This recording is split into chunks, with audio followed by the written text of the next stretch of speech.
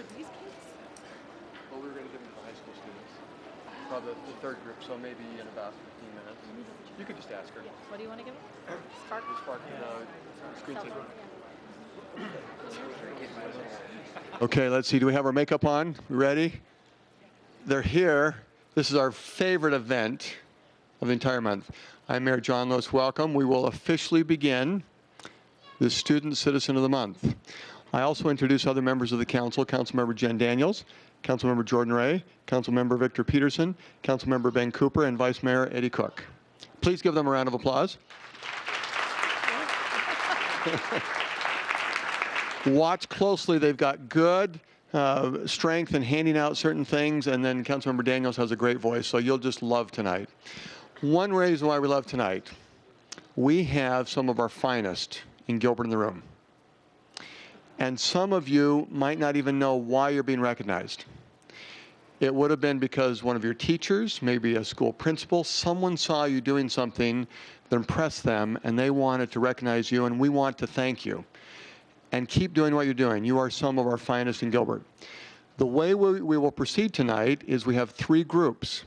The first two groups are those in elementary schools, and we divided them up in an A to J group. And so if the first letter of your elementary school begins with an A to J, you'll come on down in a few minutes. We will call you up one at a time, and you'll come in this area. And parents or teachers, any of you that would like to take pictures, feel free to come right down here, and that's okay to take. In the back of the room, I think we've got some cards. We'll also be taking some pictures from a town perspective to put on the website, and we just want to recognize everyone who's here. Our second group will then come up. That is the K to Z elementary students, and then our third group will be those in junior high and high school. Right when we begin the third group, we're going to take just a moment and tell you about something that is happening with high school students in Gilbert called our Spark App Awards. And we'll just tell you how excited we are for some of our local high school students being involved in that. At the very end, with just a few minutes to go, we're going to bring up those who recently participated in the Martin Luther King Celebration Day art contest. As you leave, in case you didn't notice it, the art that all of our winners is displayed out in the foyer. And we thank those who will be involved with that. If you're in the room right now and you're one of those winners and you come up, we just wanted anyone in the room to see you and to thank you, congratulate you. You're also going to be the first part of the formal town council meeting that begins at 7 o'clock. So after you come up for the Student Citizen of the Month, don't leave. Please stay. You'll be recognized again. That's the format. And so we will now begin. If you are in an elementary school that begins with the first letter A to J, you are group one. Please come on down and stand right behind me up in this area. Good to have you here. And Councilmember Daniels will then start saying a name one at a time. They will come up here, we'll take a picture, we'll be able to clap, and then there's a folder that has the plaque and other information that will be given to the Student Citizen of the Month. So Councilmember Daniels, let's begin. Thank you, Mayor. From Ashland Ranch Elementary, Gracie Walczewski.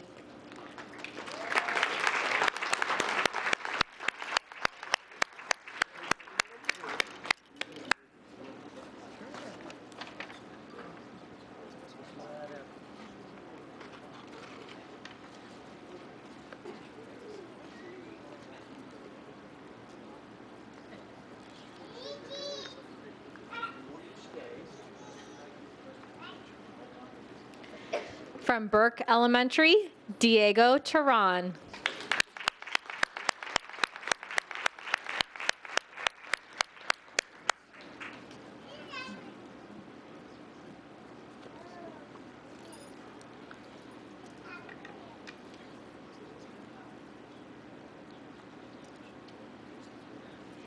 From Carroll Ray Ranch Elementary, Ethan Hacker.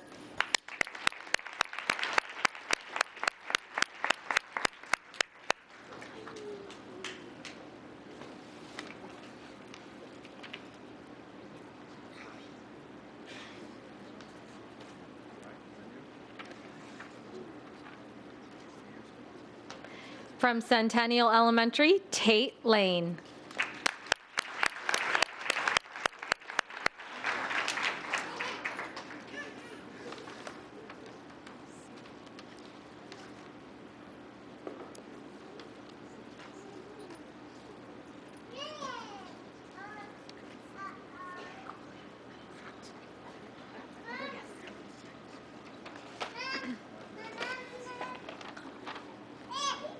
From Coronado Elementary, Autumn Poley.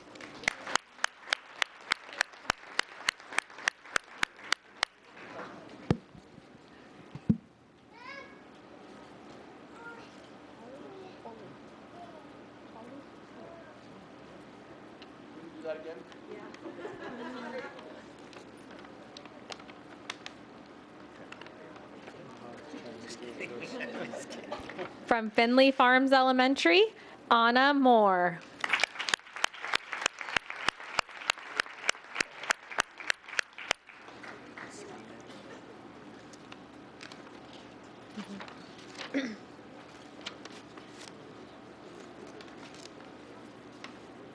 From Gateway Point Elementary, Sydney C. Bettenbow.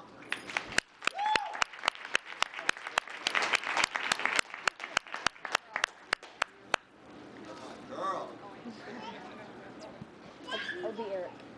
That'll be Eric.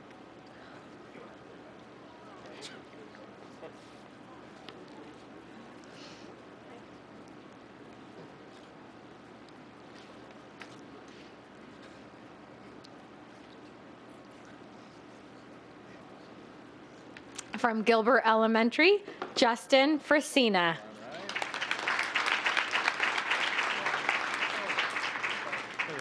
From Greenfield Elementary, Jacob Newton.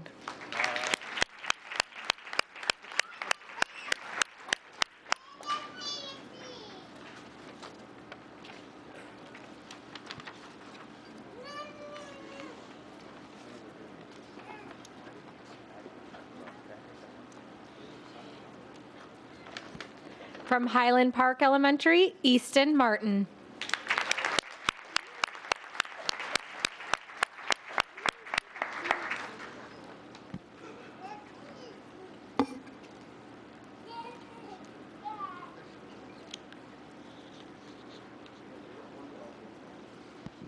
One more picture.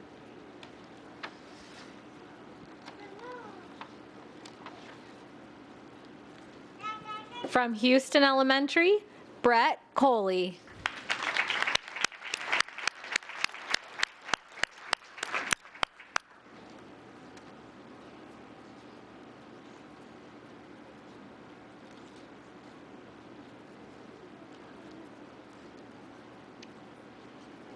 From Islands Elementary, Neo Pion.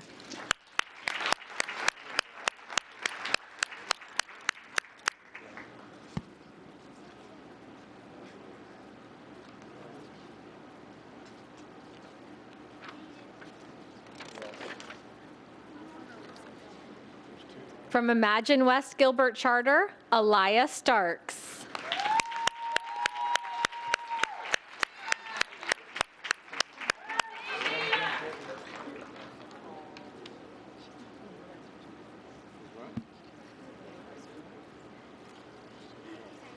Oh, We could have done that. Jordan, we should have just done that. What? I know, we should have just done that. Sorry, next time. she'll get her own special.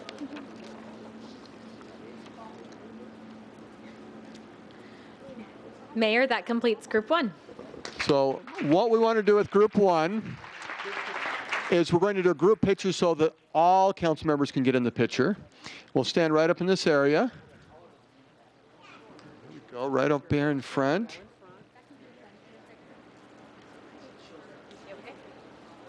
Yeah. Do you want to take this? Yeah.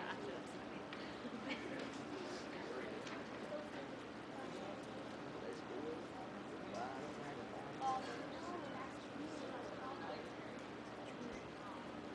right, ready? Over here. 1, 2, 3. More. 1, 2, 3. Yeah.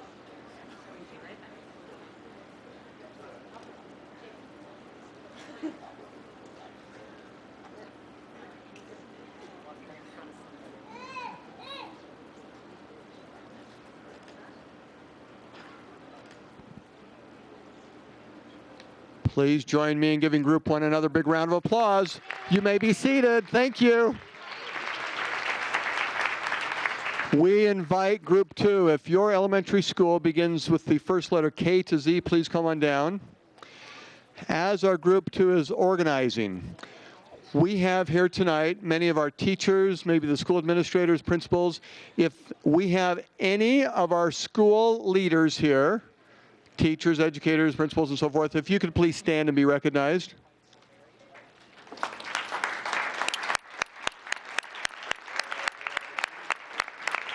Thank you so much. You are some of our greatest assets, and thank you for leading the way. So behind me, we have Group 2. Councilmember Daniels, if you could continue, please. Thank you, Mayor. From Mesquite Elementary, Gabriel Lopez.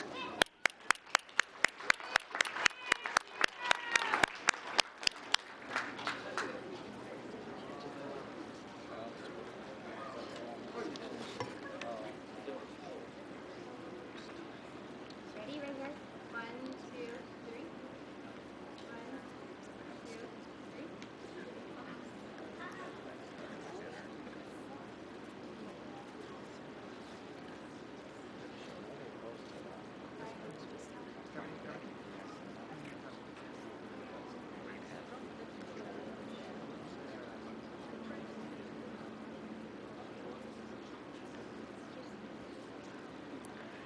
From Neely Traditional Academy, Leon Dalling Smith.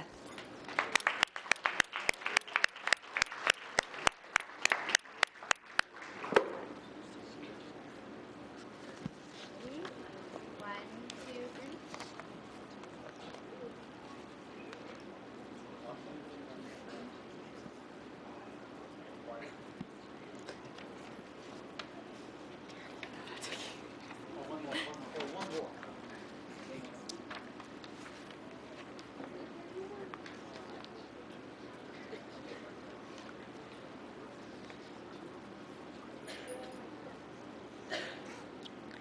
From Oak Tree Elementary, Stephen Johnson.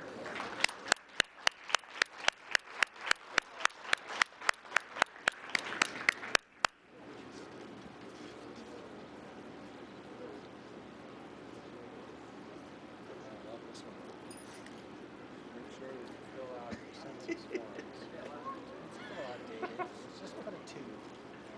Or a 3 or a 4. Is that, it's just.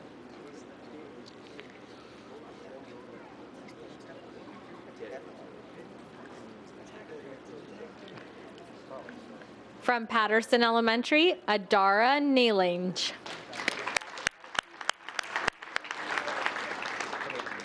From Pioneer Elementary, Landon Hahn.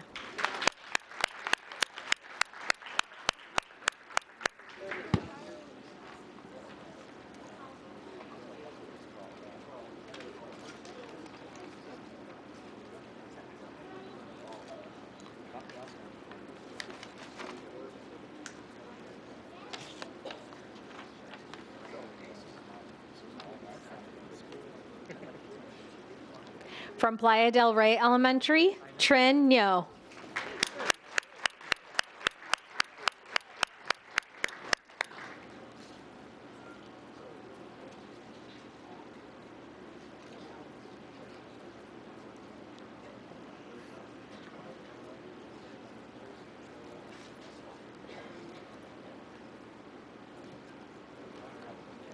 From Quartz Hill Elementary, Madeline Hollowell.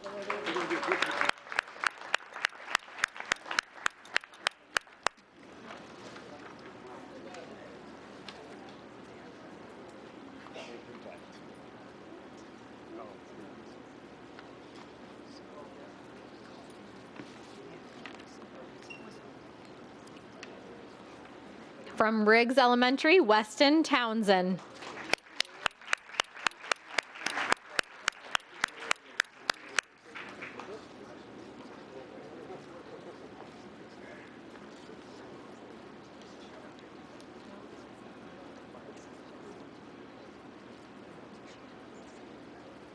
From Settlers Point Elementary, Ethan Oxford.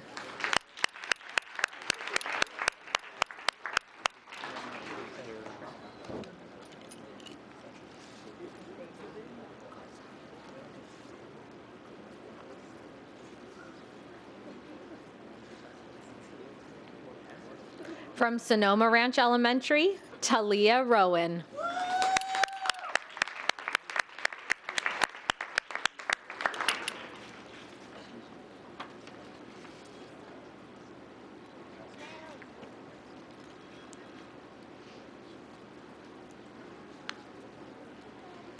From Spectrum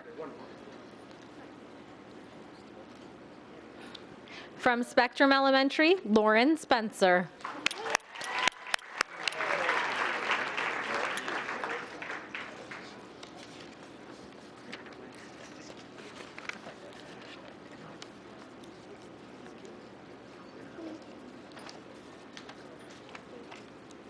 From Town Meadows Elementary, Tyler Lubash.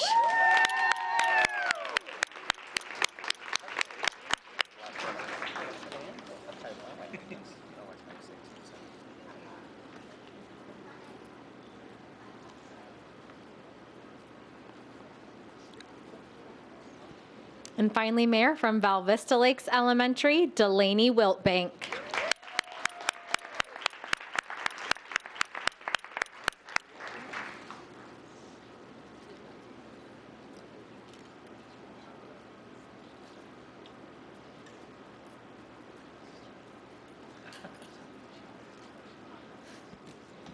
We'll invite Group 2 to come in this area for a group picture.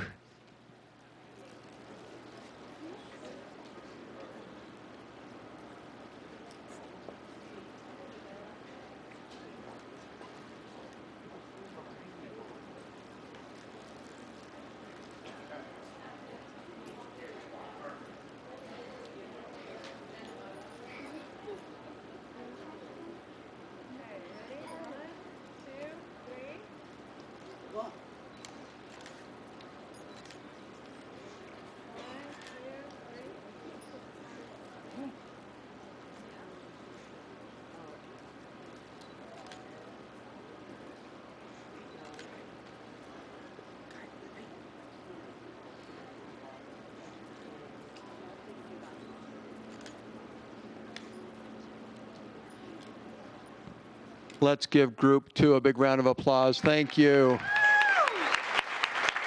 to go, Tyler! We invite Group 3. If you are in junior high or high school, please come on down. And Jennifer, as our high school group is coming down, tomorrow starts a very special event in Gilbert called the Spark App Award. I wouldn't say former Wildcat because you're still Wildcat, but a graduate of Mesquite High School of just a few years ago, so that's one of the proud moments. But our current Town of Gilbert Public Information Officer, tell us a little bit about the Spark App Award and what that is and why high school students are interested. Sure. Thanks, Mayor. Well, tomorrow we are launching our Spark App League. We have about 250 students from across the state of Arizona coming to ASU Polytechnic campus to do a one-day seminar on mobile application development. A lot of schools these days, unfortunately, due to budget cuts, aren't able to provide computer programming classes, and with technology growing, Gilbert saw that need, and we are fulfilling it with partnership with ASU and Intel, and we are teaching those students all about mobile application development. We are hosting the seminar tomorrow, but students, if you are interested in mobile application development, you can still participate in the contest. Registration does open tomorrow, and it is going on throughout the month, throughout the semester, and ending in May. So we're really excited about it. It's the theme this year is for the Gilbert Fire and Rescue. So if you are a Gilbert resident, you will soon have a new app for the fire department. So look out for that. Jennifer, thank you very much. And we'll give to the high school students and junior high some of these handouts. This is a special, what's on the back of this? These are our promotional items, and they are our phone cleaners. So you put them on the back of your iPhones or cell phone, and it peels right off, and you can clean it. Clean the screen. Let's see if I can demonstrate. So right on the back of my cell phone, and you can clean the screen. Thank you. With that, Councilmember Daniels, we will begin Group 3. From Cooley Middle School, Sadie Bradshaw.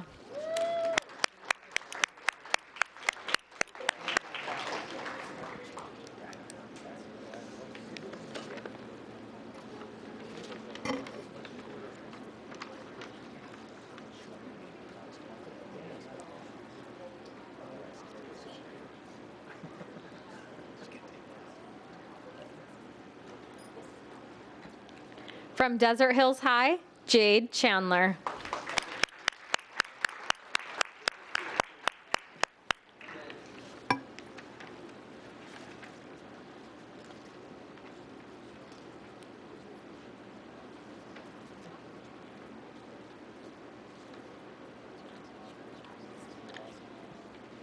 From Gilbert Early College, Honey Pelomenia.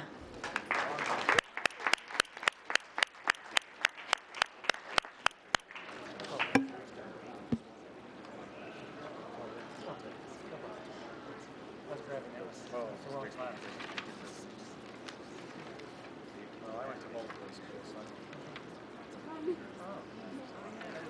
From Gilbert Classical Academy, Aaron Carey. From Gilbert High School, Abigail Price. From Gilbert Junior High, Alicia Gaines.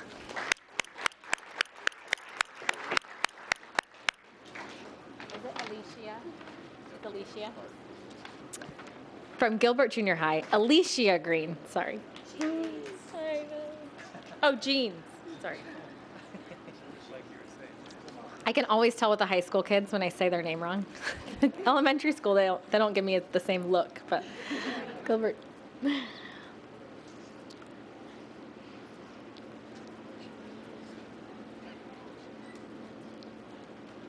From Greenfield Junior High, Sheila Tao Pham.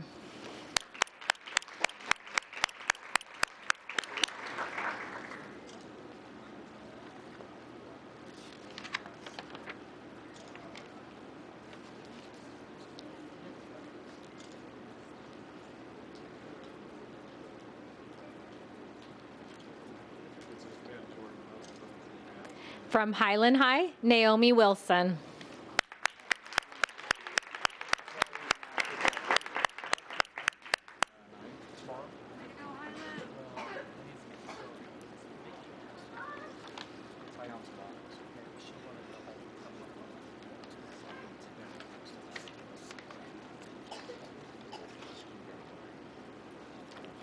From Mesquite High School, Rachel Johnston.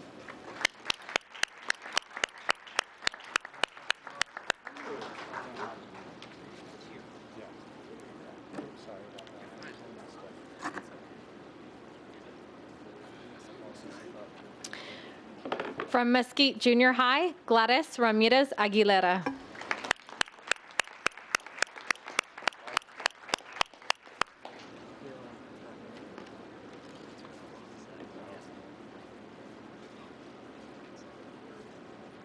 From Perry High School, Bobo Johnson.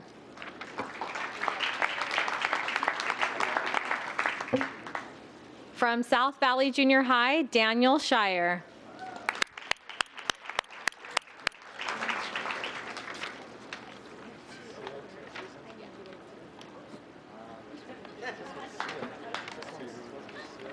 Who has Greenfield Junior High? Just open it. It doesn't matter.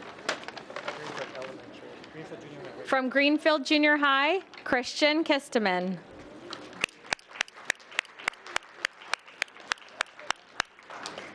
Which one's the next meeting?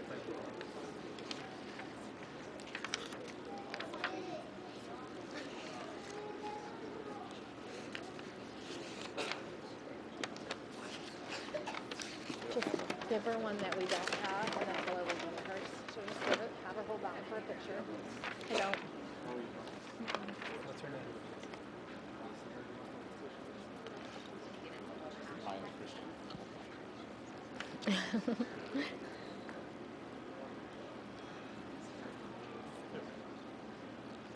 Can you introduce your name? We didn't have it on the list. Shiloh Tartaglia, From the, Bios Christian Academy. thank you. I'm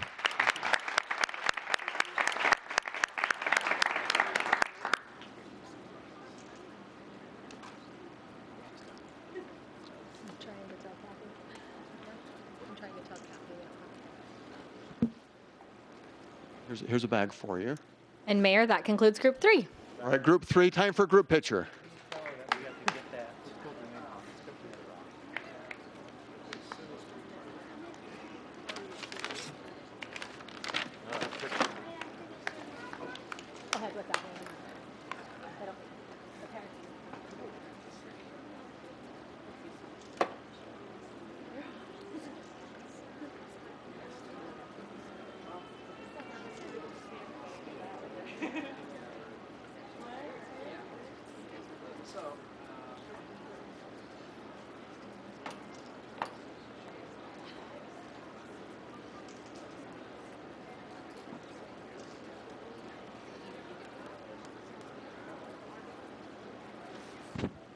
Let's give Group 3 a big round of applause. Thank you. The last part, for those who are in council chambers, we wanted you to see those who are our art competition winners at our recent Martin Luther King celebration. If they could please come down and stand right to my side.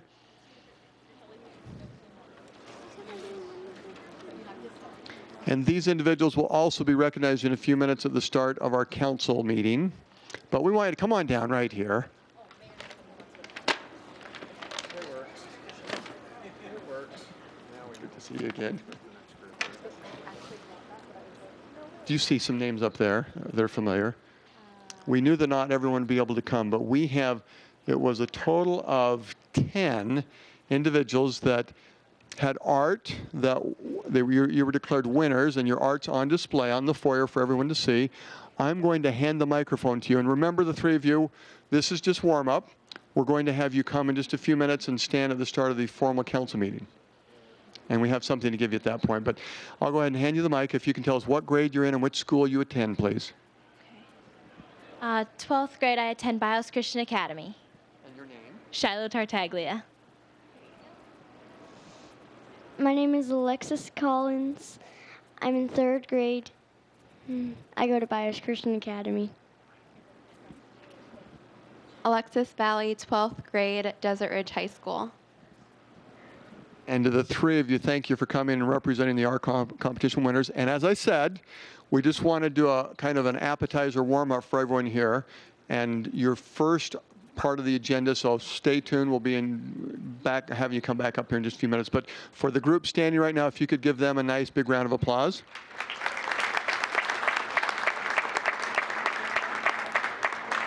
And that concludes our Student Citizen of the Month. Thank you for attending, and the formal council meeting will begin in just a couple of minutes. Thank you. Thanks.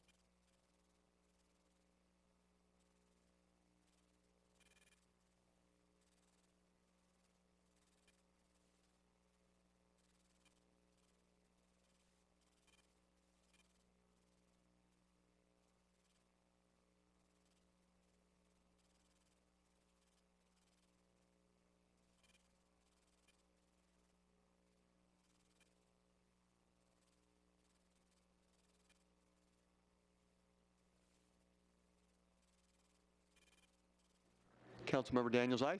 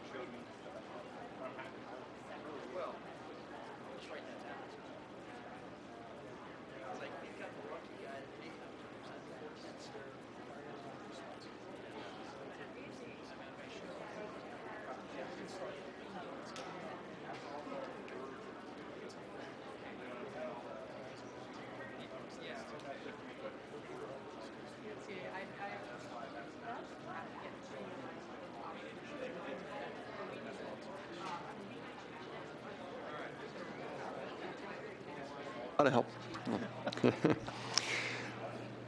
Welcome to our January 30th, 2014 Gilbertown Council meeting. I'm Mayor John Lewis and appreciate you being here.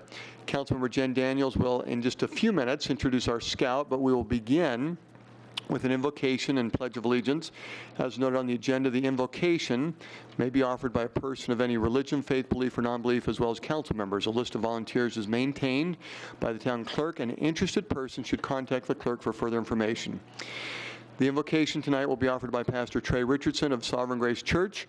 After the invocation, Councilmember Daniels will introduce our scout to lead us in the Pledge of Allegiance. We invite those in council chambers to please arise.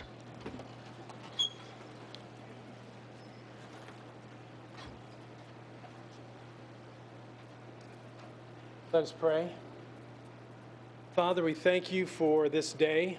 And Lord, we want to thank you for the people that are here tonight. Lord, thank you for Mayor Lewis and the councilmen and women that serve us so well in this city. And Lord, we ask your blessing that you would give them wisdom tonight as they review a lot of very important items, Lord, and make decisions that will affect our city going forward. We just thank you for how they serve our government. Lord, we also thank you for those men and women in uniform. Lord, our police officers and fire department personnel, our first responders, Lord, and those in uniform that are really across the globe. Lord, we ask your protection on them, over them, be with them. But Lord, we thank you for them. Most of all, Lord, we thank you for the gospel of Jesus Christ. We thank you for sending your Son to this earth to die that we might be reconciled back with a holy God. So, Lord, we begin this meeting asking your blessing, praying wisdom on the decisions that are made, but thanking you for who you are and all that you've done for us. Thank you for the town of Gilbert. It's a great place to live. Thank you for the people that are here. Lord, we ask a blessing on our economy and on the people here. In your name we pray. Amen.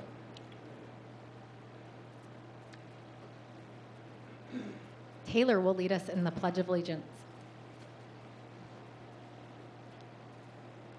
I pledge allegiance to the flag of the United States of America and to the republic for which it stands, one nation, under God, indivisible, with liberty and justice for all. Thank you, Taylor. Will you tell us your rank and your troop number? I'm a tenderfoot in Troop 498. Thank you, Taylor. And as is tradition, we are giving Taylor a copy of the United States Constitution that he can use in his further merit badge studies. So thank you for your help tonight. Thank you, Taylor. Our town clerk, Kathy Templeton, will now conduct the roll call. Mayor Lewis, Here. Vice Mayor Cook, Here. Councilmember Cooper, Here. Councilmember Daniels, Here. Councilmember Peterson, Here. Councilmember Ray, Here. Councilmember Taylor. Here. Quorum is present. Thank you. 2 items under the presentations and proclamations. The second one is just noted in the council packet, and it's our proclamation declaring January 26th through February 1st as School Choice Week. I will join Councilmember Taylor in agenda item number 1A, recognition of the Martin Luther King Celebration Art Contest winners. And Councilmember Taylor, please. Thank you, Mayor. As you may know, a few days ago, the town had a Martin Luther King celebration at the beautiful Higley Arts Center in South Gilbert. And one of the wonderful things that people can discover and rediscover in the town of Gilbert is the wonderful arts that we have. And as part of the Martin Luther King celebration, there was an art contest. And in the lobby, as you came in, you may have seen some of the wonderful artwork. And we would like to invite those that participated and received awards that may be here tonight to come down and join the mayor and I. We'd like to recognize you for some of the wonderful artwork. Yes, come on down. We had a number of entries from, yep, come on down, elementary school and high school students. And the arts talent here is wonderful. And so Hollywood and the visual arts industries is going to have a lot of talent for many, many years, Mayor. Anything that you'd like to add? It was a very inspiring day, and these 4 individuals represented our community well. If you've not had a chance to see their art on display, it's out in the foyer, as Councilmember Taylor mentioned, and we thank you. We're going to ask you, and I see that we've got all the names of the winners up there. Not everyone could come tonight. We're going to ask you to give us your name and your grade and which school you attended, or which school you attend, and then we've got another certificate of recognition for you. Please.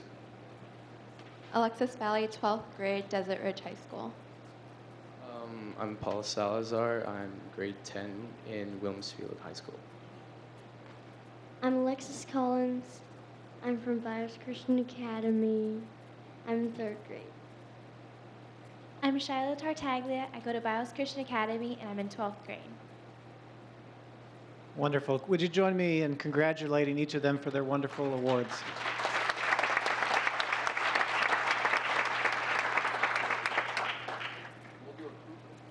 Okay, we're going to do a group picture here. Make sure.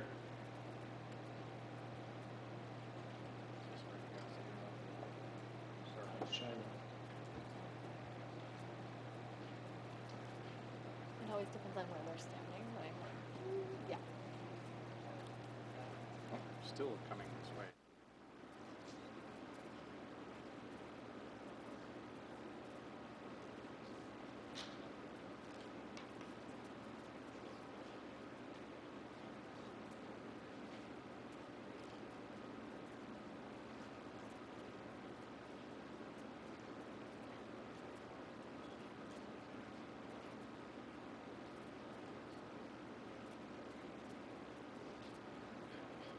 One more round of applause for these wonderful students.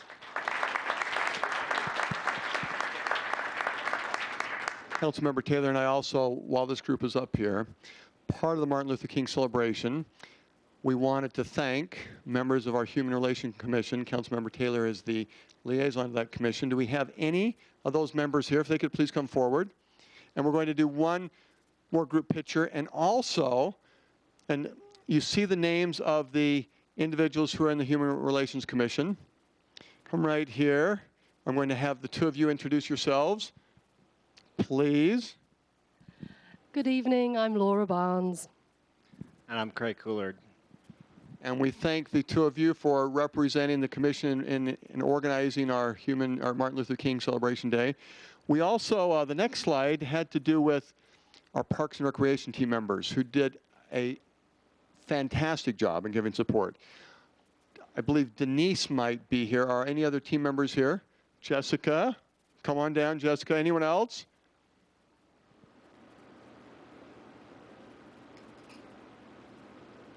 We're also going to have the 2 of you introduce yourselves, and then we'll do one more group picture. I'm Denise Murden. Jessica Fier. Councilmember Taylor, anything else you wanted to say about those 2 groups that were also part of this? All right, a little closer together. One more group picture.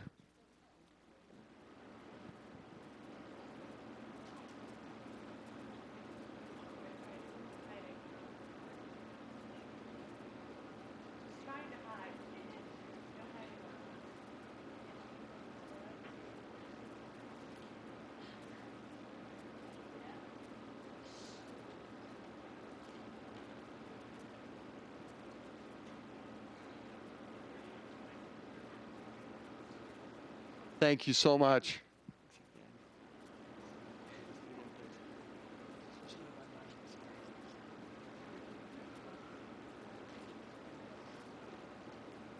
At the end of a town council meeting, sometimes there's a little flexibility where the mayor does this last agenda item, but I thought it would be appropriate to do it at this point.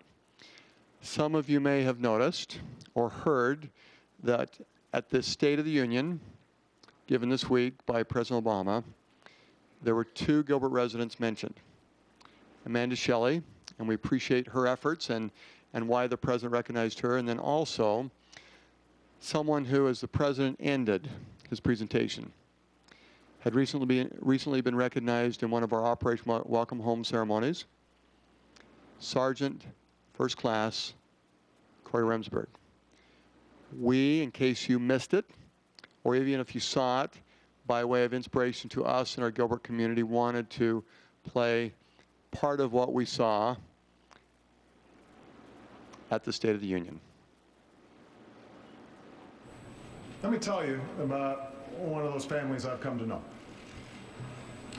I first met Corey Remsburg, a proud Army Ranger, at Omaha Beach on the 65th anniversary of D-Day.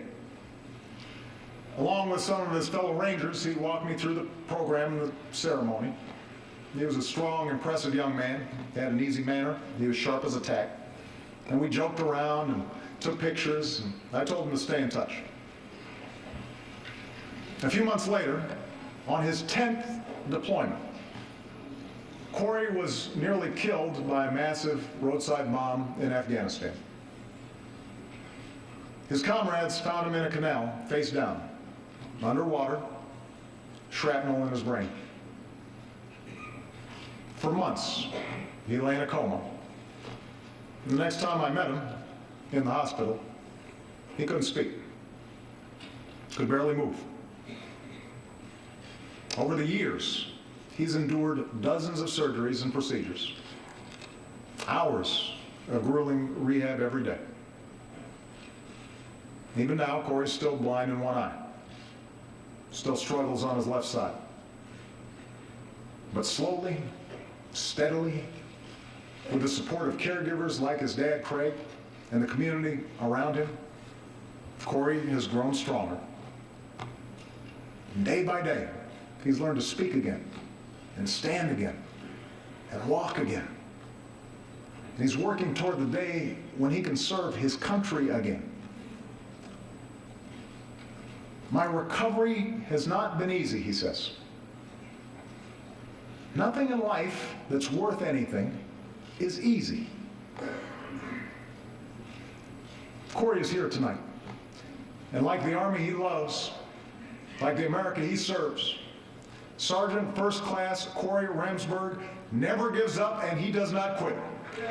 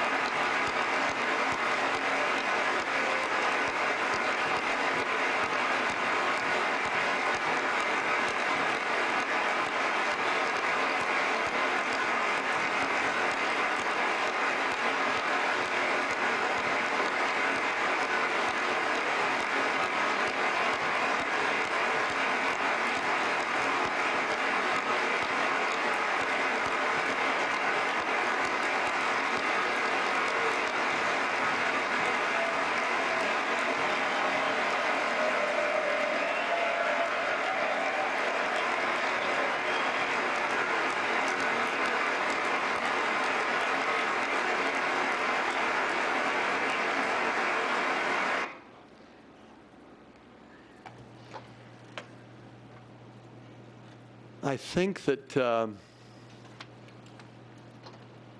from a Gilbert perspective, the clapping has not stopped. And on behalf of all of our Gilbert residents, Arizona citizens, that's a tremendous moment and someone that has touched our hearts locally. And so congratulations again to Corey and his family, and we thank him for his service. And thank you for allowing me to move the last agenda item up so you could see that, and that could be part of our meeting tonight. We will continue. Next on the agenda is the communication from citizens. We have one request to speak, and so I will read what it says on the agenda. Members of the public may comment on matters within the jurisdiction of the town, but not on the agenda. The council's response is limited to responding to criticism, asking staff to review a matter commented upon, or asking that a matter be put on a future agenda. Vice Mayor Cook, what request do we have for communication from Mayor, citizens? we have one individual. We'd like to welcome to the podium Laura Barnes. And Laura knows this, but she's coming forward. At this point in the agenda, you state your name and if you're a Gilbert resident, and then you're given up to 3 minutes to speak. Good evening, Mayor Lewis, Vice Mayor Eddie Cook, and council members. Good to see you all. I'm here this evening to invite you. Oh, sorry. Did I say I'm Laura Barnes and I'm a Gilbert resident? Sorry. I'm here tonight to invite all of you and the residents of Gilbert to the Human Relations Commission Regional Unity Walk. And this was actually born out of the MLK events that take place across the valley. And this is a regional event where Tempe, Chandler, Gilbert, Mesa, Phoenix, Scottsdale, and also the town of Guadalupe join together in a unity walk. So we want to invite you, the council, and the residents to assemble at Tempe Beach Park at 11 a.m. for the actual festival. But prior to that is the Unity Walk, and Gilbert residents are meeting at the Tempe Marina. So we invite everybody to assemble there at 10 a.m. and we all walk together, all of the municipalities together. So we'd love to see you there. I also want to say another additional thank you to everybody who was involved in the MLK event this past week. I want to make sure that I acknowledge by name Dina Lopez, Mike Bleppert, and Denise Murden for their terrific work and for putting on a really outstanding event. So many people came, and we'd love to see more people in attendance next year. And I hope everybody gets the opportunity, if you're here tonight, to not only see the artwork, but at that event we also had a community dialogue that was led by Calvin Terrell. And out there you can see some of the questions that were posed to all of us and some of the responses. It really was a magnificent morning. So thank you for that. And I just want to underscore now that that's the end of the portion from the HRC Commissioner hat. But I also wanted to mention a couple of other things that have been in my heart this week. First of all, Holocaust Remembrance Day was earlier in the week, and it marked the anniversary of the liberation of Auschwitz. And it was an international day to honour the memory of Holocaust victims and encourage the development of educational programs about Holocaust history to help prevent future acts of genocide. In addition, we are moving into February very shortly, and that is Black History Month. And this is an opportunity to learn about, celebrate, and remember the lives and legacies of individuals and events that have shaped American and world history. So I'd also wanted to mention that. Also, tomorrow marks Chinese New Year, so I wanted to say Gong Zi Fa Chai to all our Asian residents and anybody else who celebrates Chinese New Year. And finally, I also wanted to honour and acknowledge the LDS Church for inviting the public to tour the beautiful new Gilbert, Arizona temple this month. I've already been twice. So I encourage everybody to go and visit, and I thank you to them for opening their hearts and their doors to allow us to learn a little bit more about our Mormon friends and neighbours. Thank you for that. Thank you very much. Thank you. Vice Mayor Cook, any other request for communication from citizens? Mayor, not tonight. Okay, thank you. We move to the consent calendar. Vice Mayor Cook, what requests do we have from the council before I read what's on the agenda? Well, Mayor, we have a simple night. Tonight we will not be pulling any of the agenda items. So with that, I would like to move that we approve agenda item 3, 4, 5, 6, 7, 9, and 10, and bringing to the consent counter agenda item number 20, which I will turn it over to Councilmember Taylor. Thank you, Vice Mayor. I'd like to appoint to the Human Relations Commissions the following individuals: Sidney McKinney, Chad Bennett, and Craig Coulard as regular members with terms beginning February 1st, 2014 and ending January 31st, 2017, and Elizabeth Harper as a regular member with a term beginning February 1st, 2014 and ending January 31st, 2016, and Laura Barnes as a regular member with a term beginning February 1st, 2014 and ending January 31st, 2015, and Jason Sivankara, as an alternate member with a term beginning February 1st, 2014 and ending January 31st, 2015. Thank you. With that motion, is there a second? Second. Okay, with that motion and second, please vote. That's approved with the 7-0 vote. Thank you.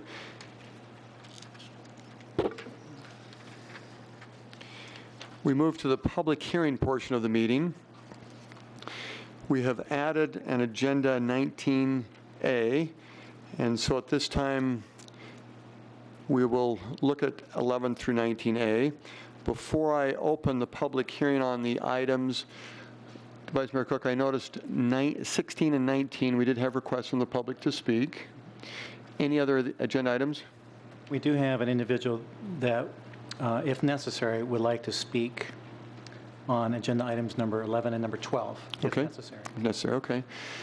To the council, have you given information, Vice Mayor Cook, about items that you would like to have discussed? Obviously, 16 and 19, we will, and 18? Okay.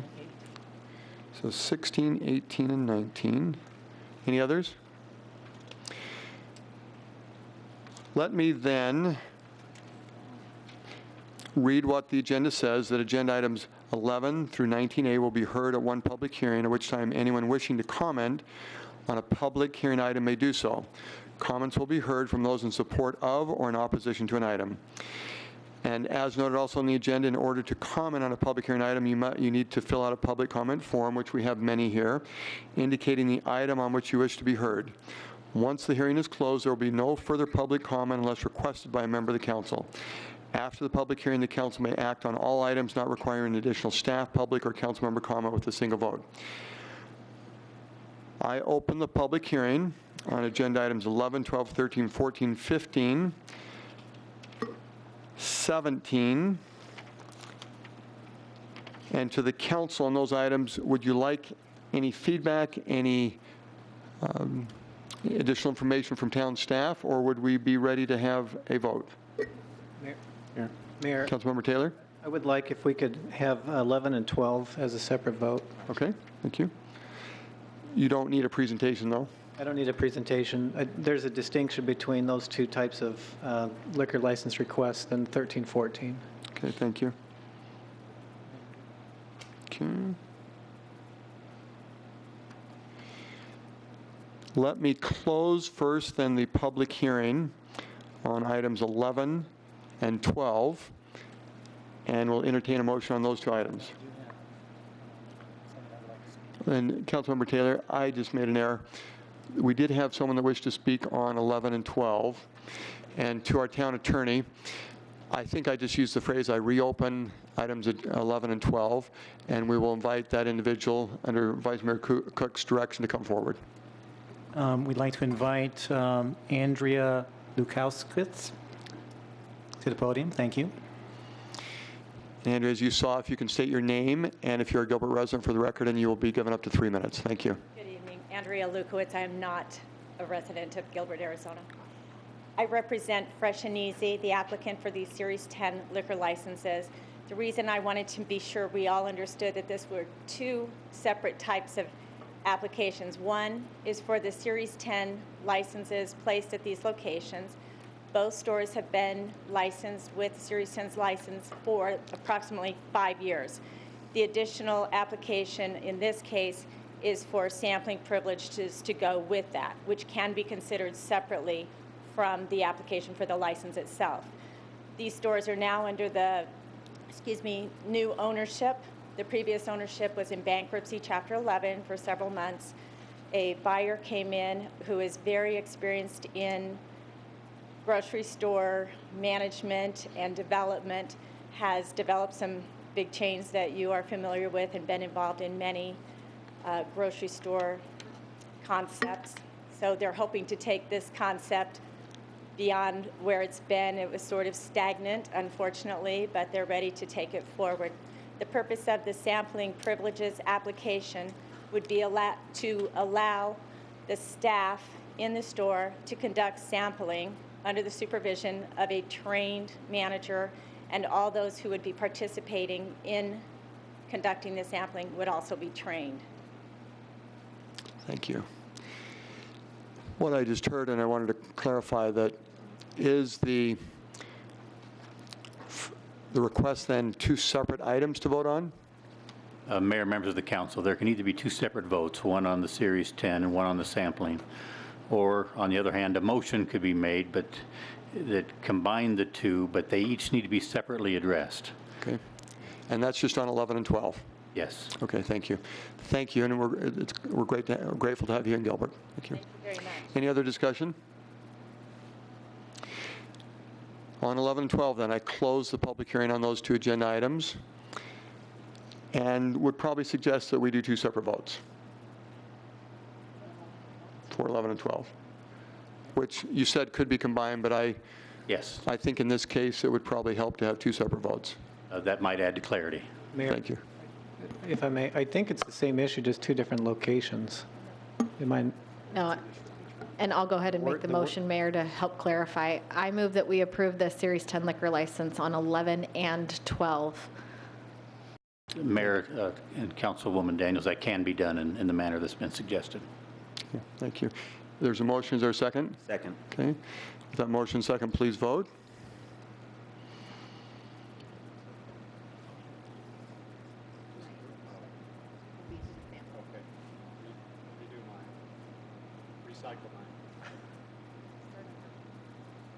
I reset it, so if you all please vote again. And Mayor Lewis, just to clarify, there is a little bit of confusion on the dais. We are just voting right now on the actual liquor license, and the next motion we'll vote on the sampling privileges attached to the liquor license. Okay, just Thank for you. clarification. Okay, that's approved with a 7 vote. Thank you. And I will entertain a motion on the second part. Mayor Lewis, I move to approve the sampling liquor license on agenda items 11 and 12. Is there a second? Second. With that motion second, please vote. Okay, that's approved with a 4-3 vote. Thank you. And Vice Mayor Cook, and reminding myself, there was on 15. A few minutes ago, I opened agenda item 15, but that is to be continued. And so I think the best approach there is that I close agenda item 15 and will entertain a motion. I'd like to move that we approve agenda items 13, 14, and 17. Okay, then let me do one thing just in between that. I close the public hearing on agenda items 13, 14, and 16. And please proceed. I'd like to move. Mayor, members, it was agenda item 17, not 16. Right. Okay. But his motion is covering the other items, and so at this point, all public hearing items except for 16, 18, and 19, and 19A have been. They're still Second. Still. Okay, please proceed. Who was the second, Mayor? Okay. So we have a motion and second. Please vote. This is a team effort. I appreciate the team support. Thank you. Agenda item 16, I now open the public hearing. Did you want a presentation on Councilmember Peterson or just some comments? Please. Mayor, I just want to comment. I don't know if staff had any presentation on this, but if they want, they could. Yeah. Very briefly. Good evening, Mayor Lewis, members of the council, and Councilmember Peterson. I'll defer to you for the best order for this evening. We do have just a couple of slides that might help clarify some of the information that was in the council communication that may speak to some of the concerns this evening. Yeah, and we don't have to go into detail. I just wanted to let everyone know staff's been very receptive to some of the concerns. There are a few remaining concerns, but we have time until March. If there is some amendment to the fees that needs to take place, we have time to do that. There's really no reason to hold this up. So with that, I'm fine to approve it and just wanted to let everyone know.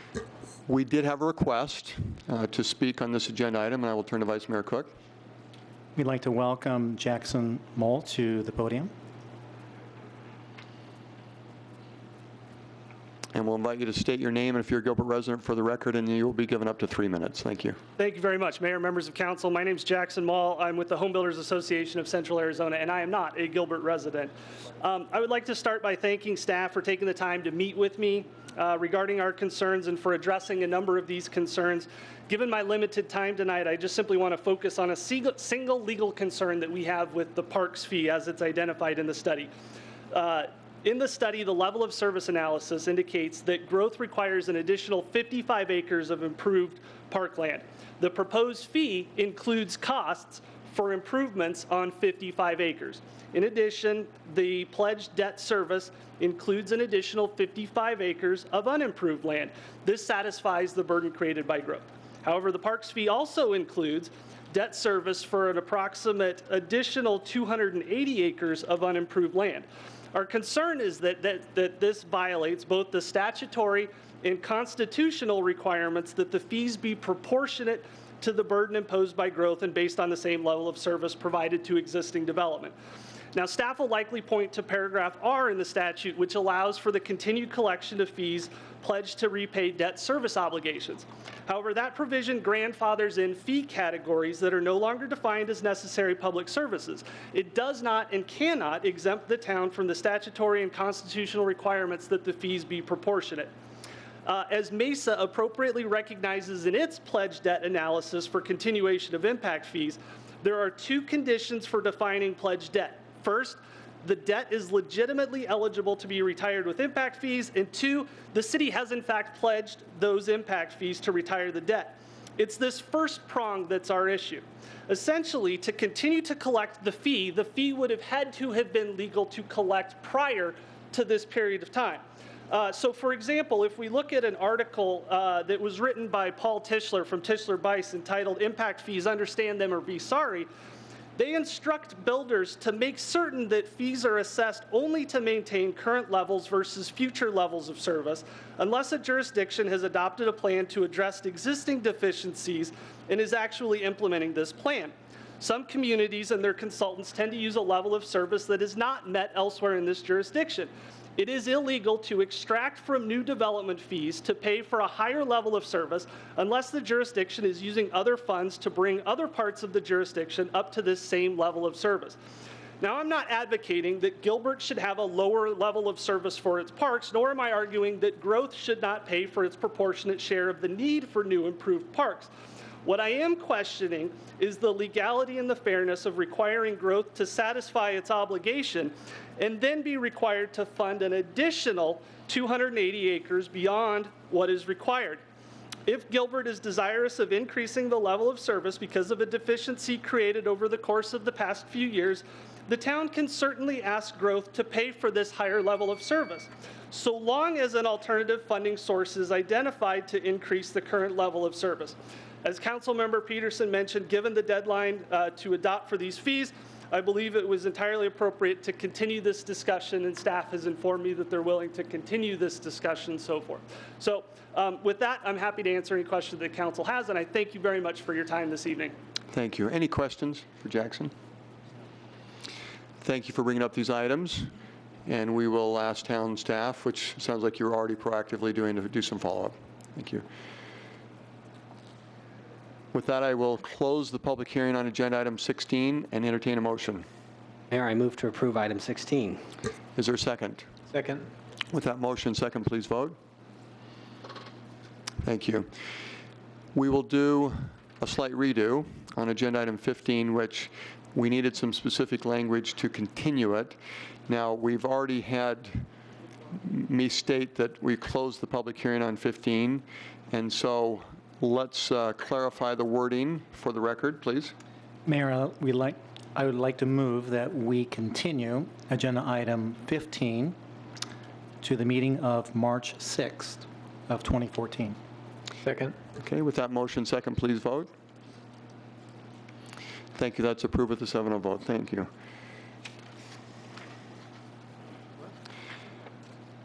I now open the public hearing on agenda item 18. Councilmember Peterson? Mayor, this will be very brief. In study session, I had some concerns because I was under the impression that this proposed ordinance would add new regulations to this industry, and that was based on conversations I had with staff. As I read the ordinance for the fourth or so time and talked with staff more, I realized that the regulations I was concerned about had already been previously adopted with the International Fire Code, which is obviously a vote I lost previously. It is my understanding at this point that this ordinance, as amended, does not increase regulation in any way. All it does is decrease regulation, and it does so in a very thoughtful, business-friendly way. So I'm excited to support it, and also kudos to the IRA process that delivered this this suggestion to us, and kudos to those that put in all the hard work to make that happen. So it's a great ordinance, and I'm happy to move to approve it, Mayor. Thank you. Motion and a second. Did you have a comment? I just wanted to make a quick comment. This was my first interaction with Justine, also known as the intern. I heard that you have a different title. They don't like to call you by your first name. But I just want to thank you for your efforts on this. Not only did you hear and understand the concerns that we had as a council, you were so responsive to making that happen, and we really appreciate your hard work and effort. And I know that you had a great team with you, too, so we appreciate that very much. Thank you. And with that motion, second. And I think we got ahead of ourselves again. I closed the public hearing on agenda item 16 and 18. Mayor, can we have a, who has the motion in the second? I'm sorry. Let's just redo it. So I closed the public hearing on agenda item 18, and I will entertain a motion. I move to approve item 18. Is there a second? Okay, second. All right, with that motion, second, please vote. That's approved with said as amended by staff, sorry. Thank you. Agenda item 19, I now open the public hearing for. We did, for citizens here, and I see that we have 11 who have requested to speak. We had a few questions that came up in our study session on Tuesday, and so we'll ask our town staff to, and those who are here too, that were not at the study session, maybe a quick summary of what has happened since the strike team was organized, anything that would have been discussed on Tuesday of importance, and then if we have any questions, we'll bring them up at that point, and then we'll continue on with the comments from the public.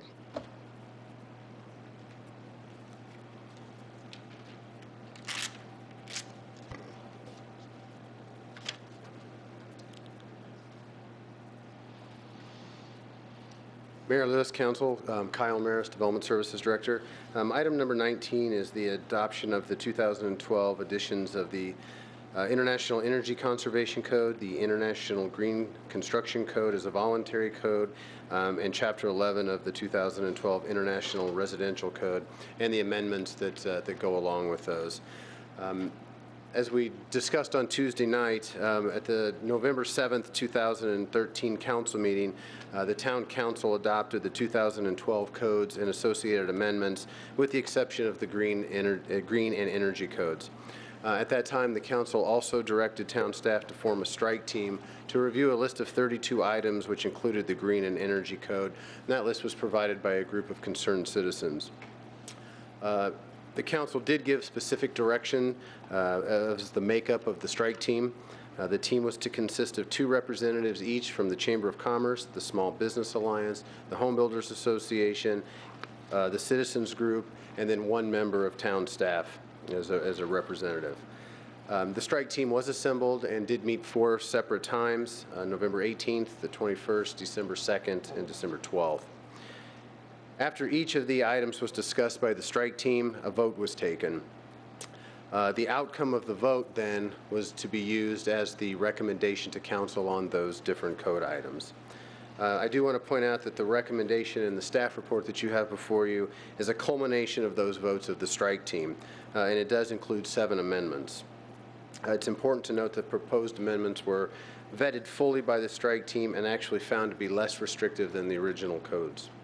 Larry is here with me tonight to help answer any questions you may have with regards to the codes or the strike team. And Mayor Lewis, if you would like, I can put up on the Elmo, the overhead, the list of the 32 items and the votes that were taken with those, if that would help. Please, thank you.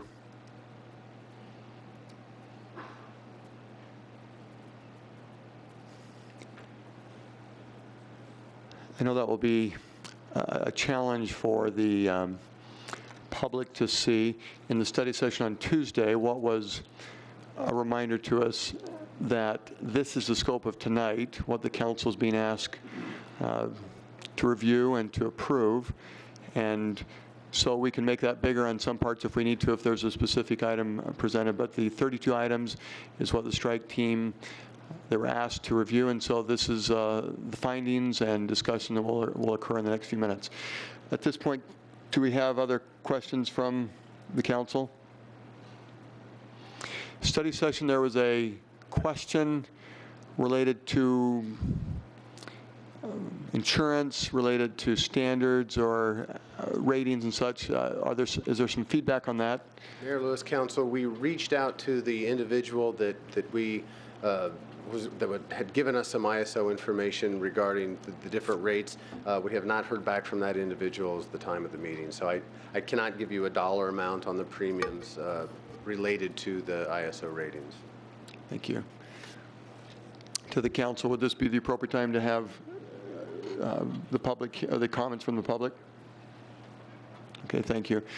As Vice Mayor Cook and I have looked at the requests so far, and you may have more, but it looks like 11 have requested to speak, 7 against, 4 in favor, and from our study session we talked about trying to have about 30 minutes of public comment, so that would be each person about 2.5 minutes? I think so. Okay. Does that work for the council?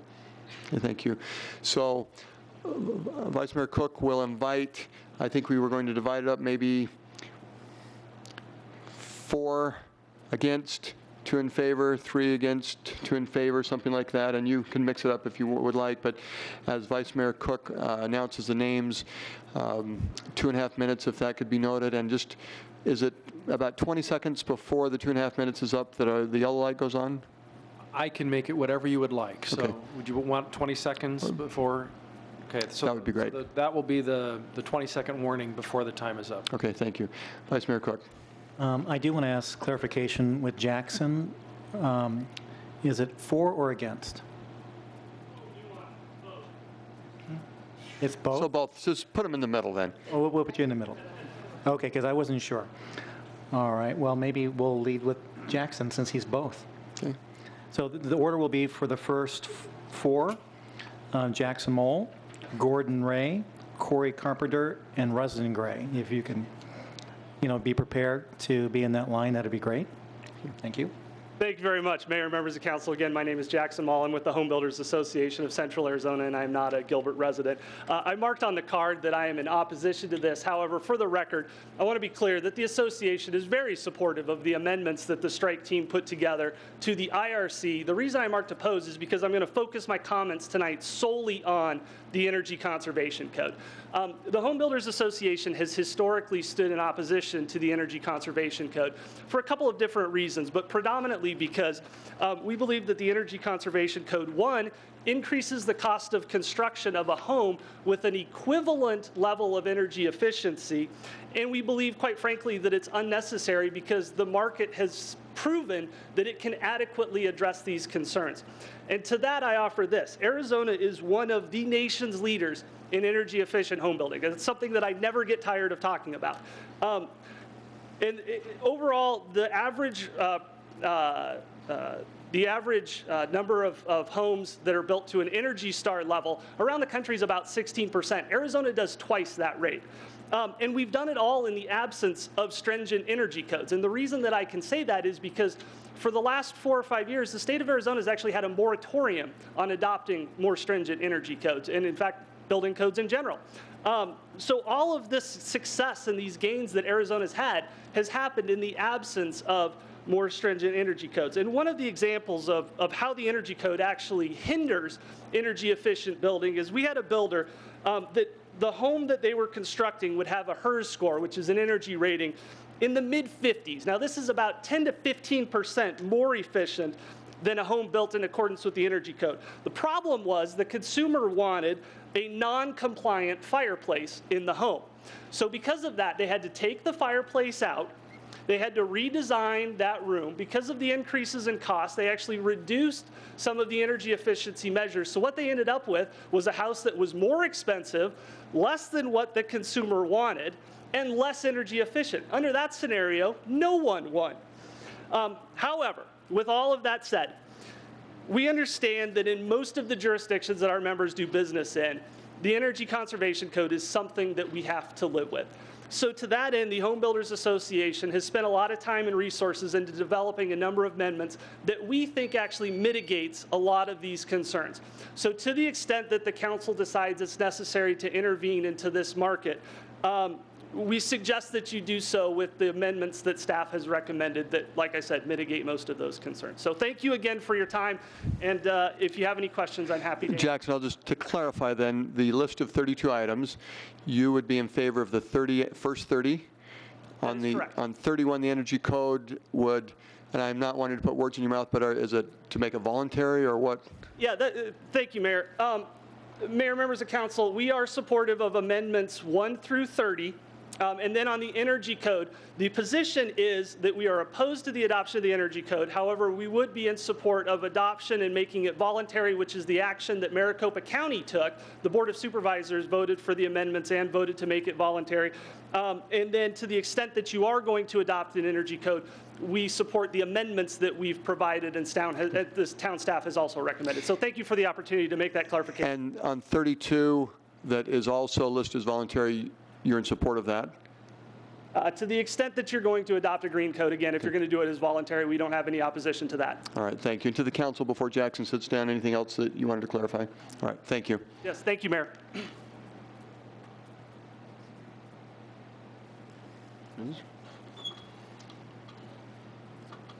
We welcome Gordon Ray. And then after Gordon Ray, Corey Carpenter. And after Corey, Rustin Gray.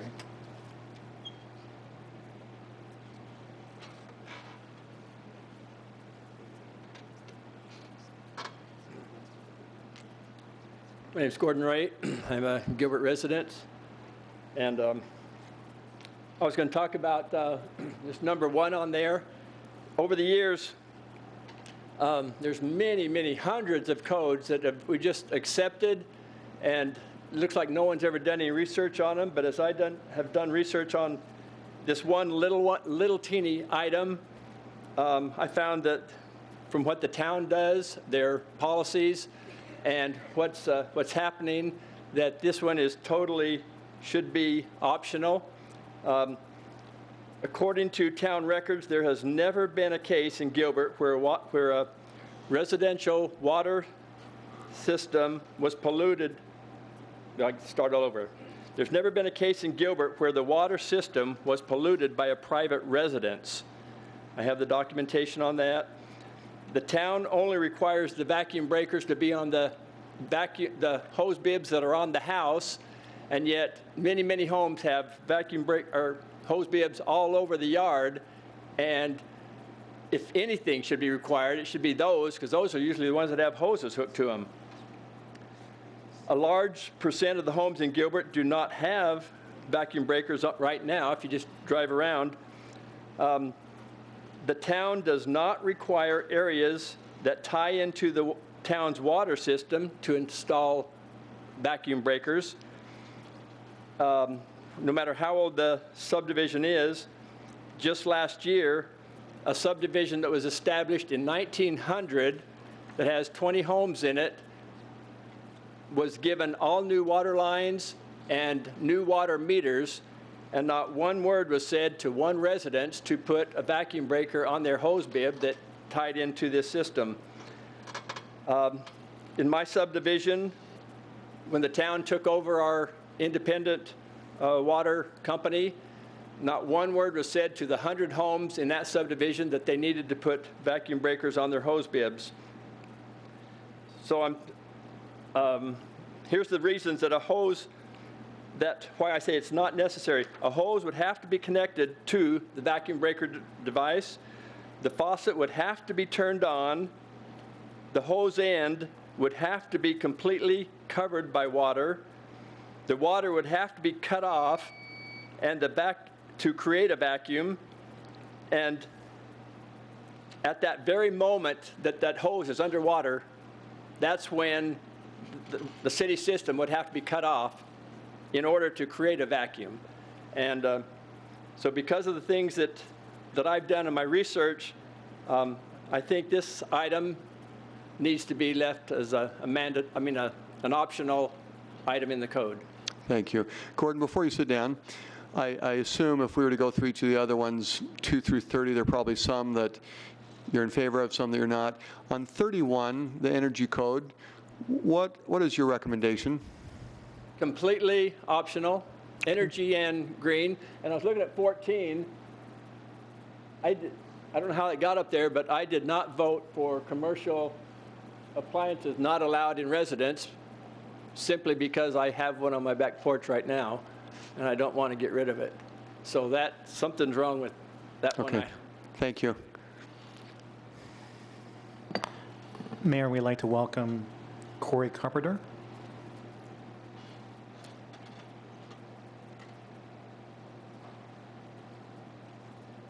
Mayor Lewis and council members, my name is Corey Carpenter. I am a resident of Gilbert. I really don't have a lot to say tonight. I just wanted my voice to be heard. Really, my opinion is that town council really does not have a role in mandating green and energy codes to tell me how to build my home or what's best for me in that regard. And so I simply ask that these would be simply suggestions and not mandated by law, by town council. Thank you. Thank you, Corey. We'd like to invite Rosalyn Gray. Excuse me, Rosalyn Ray. And then who is on deck? On deck will be Sharon Bonesteel and Dal Rigler. My name's Rustin Ray. I'm not a Gilbert resident, Queen Creek resident, and work full-time in Gilbert as a custom home designer, drawing structural drawings for custom homes, remodels, additions, garages, guest houses, working daily with the codes and all those wanting to make improvements on their home. As a report on the strike force was made up of concerned citizens, and as you can tell, the vote up there, most of them are 7-2 votes. Some of them say 8-0, that like 14. Number 9, I'm sure wasn't unanimous, but for the most part, it looks pretty accurate. And some wonder why it was made up of concerned citizens rather than tradesmen and construction workers from the field. Well, a lot of those votes up there say 1 absent.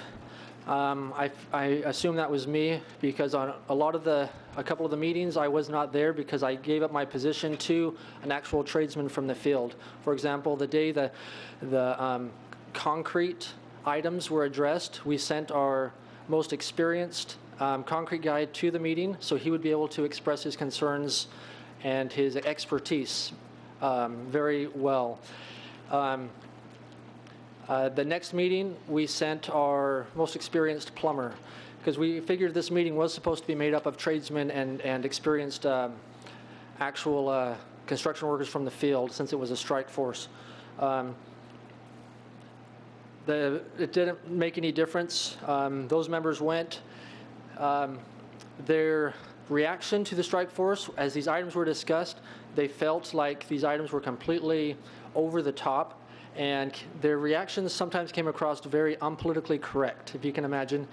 And in the third and fourth meeting, they were asked specifically not to come to the next meetings. I conceded and said that would be the case, and I would show up to the next meetings. I showed up to the next meetings. The meetings went very smoothly, but those members were denied or asked not to come. I think that was not right, because that doesn't change the fact that those concerns are out there. And in fact, I think it increases the probability that those concerns will continue. So anyways, I propose that all these items be made optional. It does not hurt anything, including the Green Energy Code. One last thing, if you blanket mandate these 30 items, you will make my mom on the outside of the law for things that she has in her home, including the commercial oven. And I don't want to make my mom living on the outside of the law. And that is the case for many of these items. Thank you very much, Council. Thank you. Preston. Mayor, we'd like to invite Sharon Bonesteel to the podium. And then on deck would be Dal Rigler.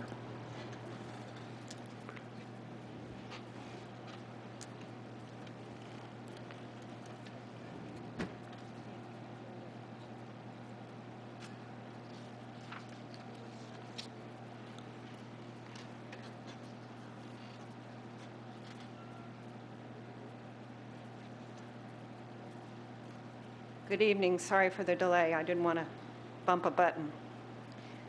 I'm Sharon Bonesteel, here representing Salt River Project. SRB has been around a long time, and we take very seriously our responsibility to act as stewards of Arizona's water and energy resources.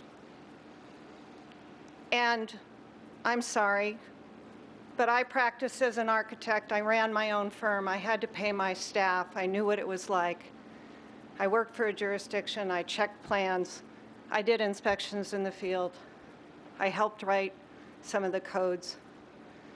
So I'm not just a stakeholder. I'm somebody who has really lived it, and my family has been fed off of it. We greatly appreciate that we were asked by the Chamber to sit on your strike team. I found that it was a wonderful exchange of information. A lot of the time, we were explaining why things were in the code, why they were there. Things like stoves are not built with doors that are designed for kids to run up and put their hands on. And it's very easy to come into your building official and say, I want to use a commercial stove. Fine. Here's how you put one in a restaurant so that it has proper fire protection. That's why you have a building official. So we took each of these items. We had some heated discussions, yes, but everybody had their voice heard. And I felt that we came up with some good conclusions.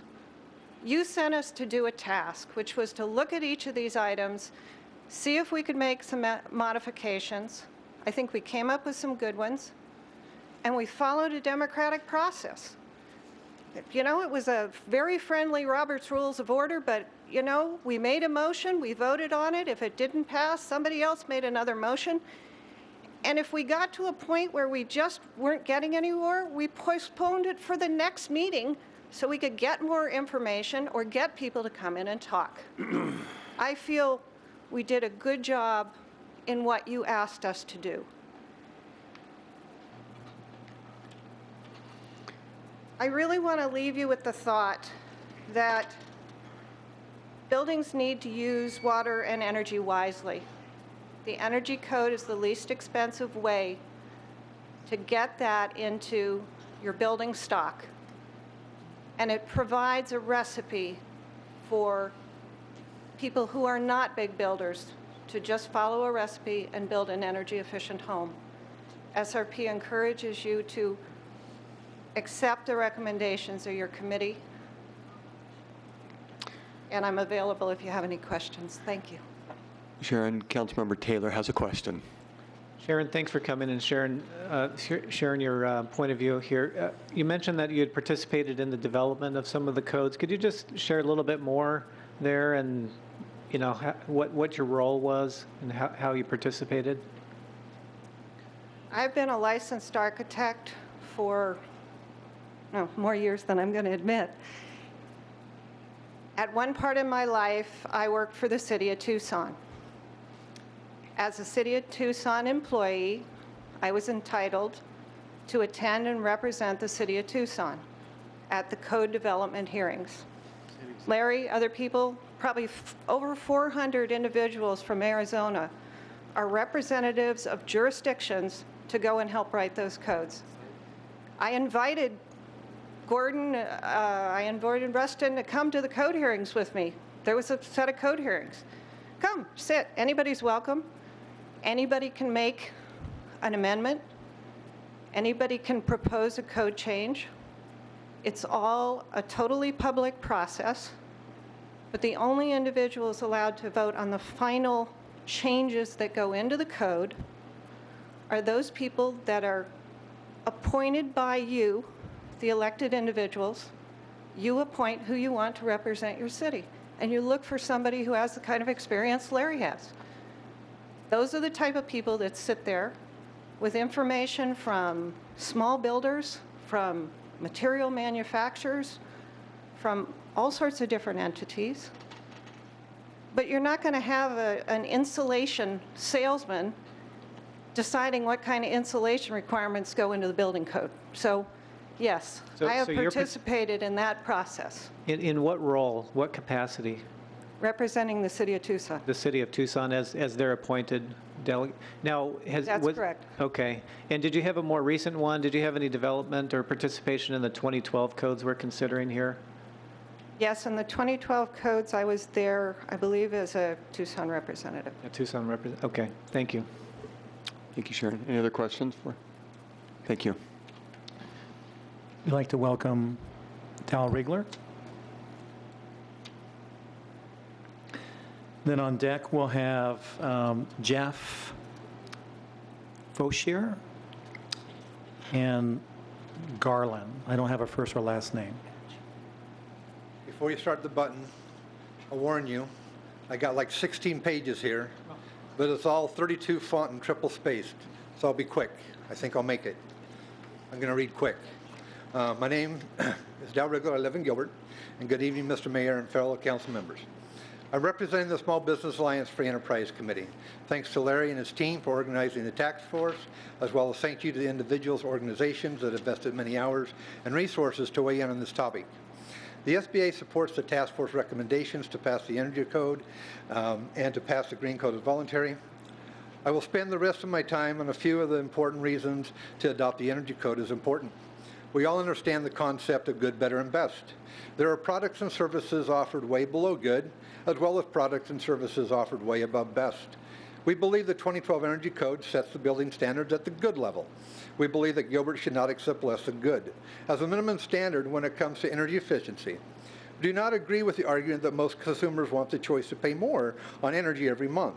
In reality, consumers are unaware how to ensure the builder does not build their home poorly. It is far too common that a contractor takes a shortcut either by design or ignorance to skirt a very basic practice that would drastically improve the energy efficiency of a home. Look at the millions of dollars of payouts that the state makes each year to consumers on unfulfilled contracts by contractors. I, as a contractor, contribute to that fund every time I renew my license every 2 years. And yes, we all pay for that. Let's be very clear. Having a standard of good protects both consumers and builders. If the council is going to make the code optional, we would suggest scrapping the entire code altogether. That way it will be very clear to consumers that when they come to Gilbert, they better expect to be experts in building. They better expect to understand the energy code works and how it works interdisciplinary. With the code being optional, one tradesman may tell you that they have installed the good standard of energy efficiency. However, unless all the other trades have done the same, you have just wasted your money. Everyone better be prepared to micromanage every step in the construction of their home in Gilbert. Spending as much as you want on energy has additional consequences. We must share and manage our finite natural resources, like water we drink and the air we breathe. This is a simple fact. According to the EPA and DOE, buildings consume 40% of energy produced in the country. 57% of the energy used in a home is for heating and cooling, and the biggest impact we have on reducing air pollution is by decreasing the amount of fossil fuel used in producing energy. This week I was waiting in Fort Myers Airport because of a delayed flight.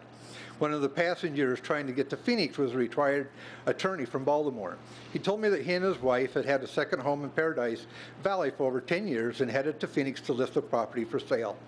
Without any prompt from me, he told me that he felt bad about having to sell his Phoenix home, but that it was for health reasons and he had no choice. His doctor at the Mayo Clinic and many of his doctor's colleagues are telling patients with respiratory challenges that live in the Phoenix area to move away because of the poor air quality. This has everything to do with energy codes. Why would we want new buildings to be built on old codes or no codes that have contributed to this problem? And Dal, let me just, I'm going to help.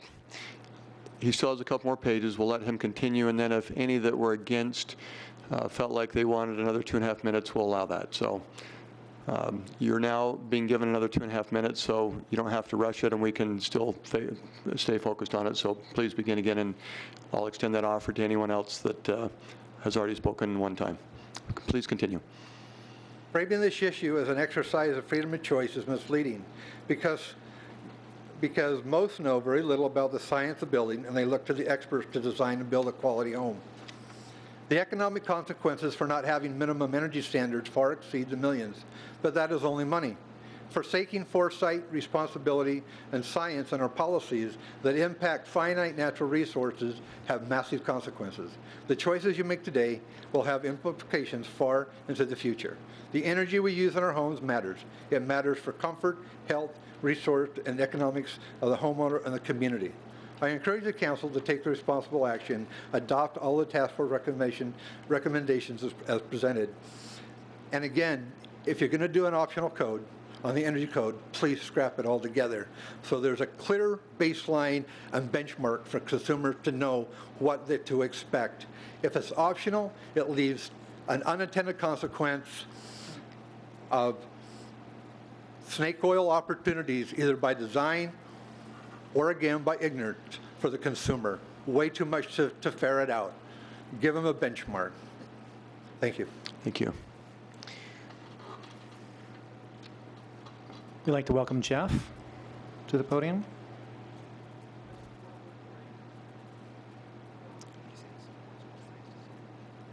Okay. Don't want to speak. Okay. Noted. Not wanting to speak, but if you could announce whether he was for or against, please. Yeah. Jeff was against. Okay. Thank you. Garland Hatch.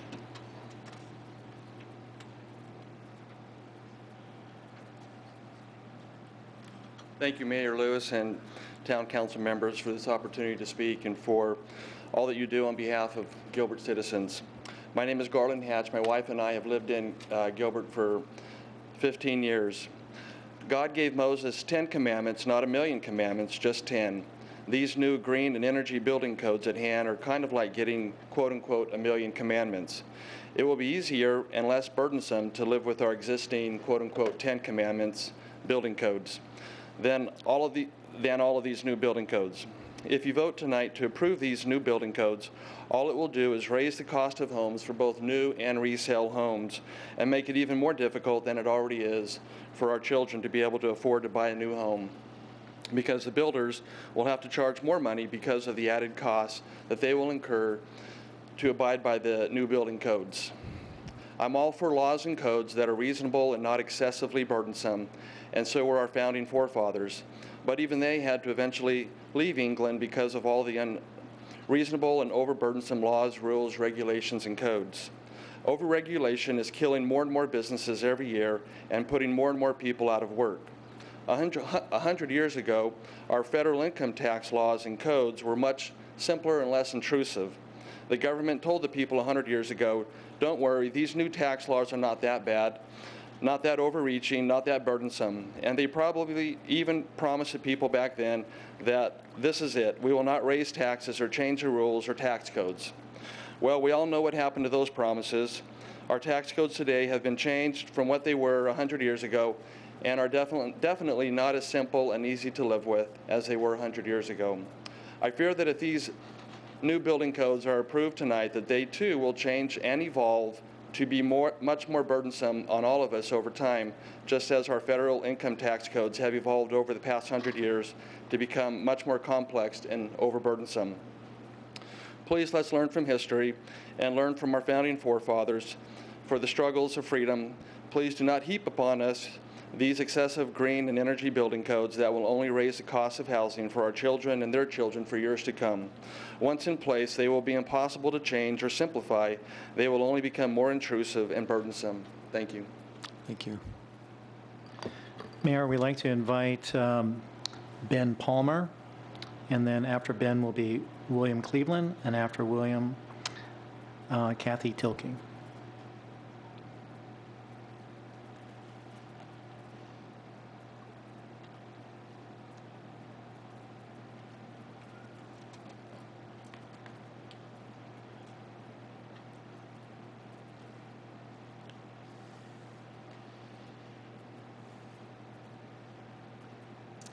This is Ben Palmer. I am a Gilbert resident, also a business owner in Gilbert. I currently serve on the Design Review Board. I am requesting that you pass the energy codes as optional. I guess the question I have is, why are the green codes voluntary? I believe they're voluntary because we feel that they are not life safety issues, and I feel that the energy code falls into the same category. The democratic process was talked about, and I look up here and I see 7-2 pretty much all the way through it.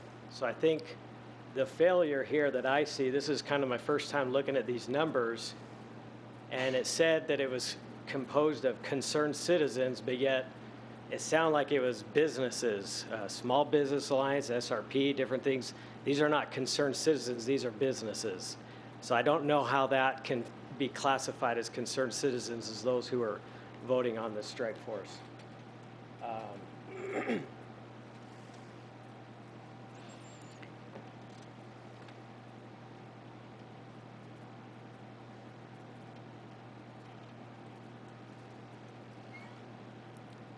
Basically, I just wanted to take this time to express the concern that I have as clients of mine come to me and talk about these new codes, and when I tell them that they have to put a certain energy efficient window or certain expensive items in their homes for cities that have already adopted this, that they are concerned and wondering why the government is telling them that they have to do this. I don't feel that it is your place to tell me what kind of windows to put into my home, but that is my decision and not yours. I don't have a vested financial interest in this, as really, if this passes, my business would probably make more money, but that is not my motivation. My motivation is for me and the citizens and the clients that I service. Thank you. Thank you. I'd like to invite Bill. And then on deck will be Kathy.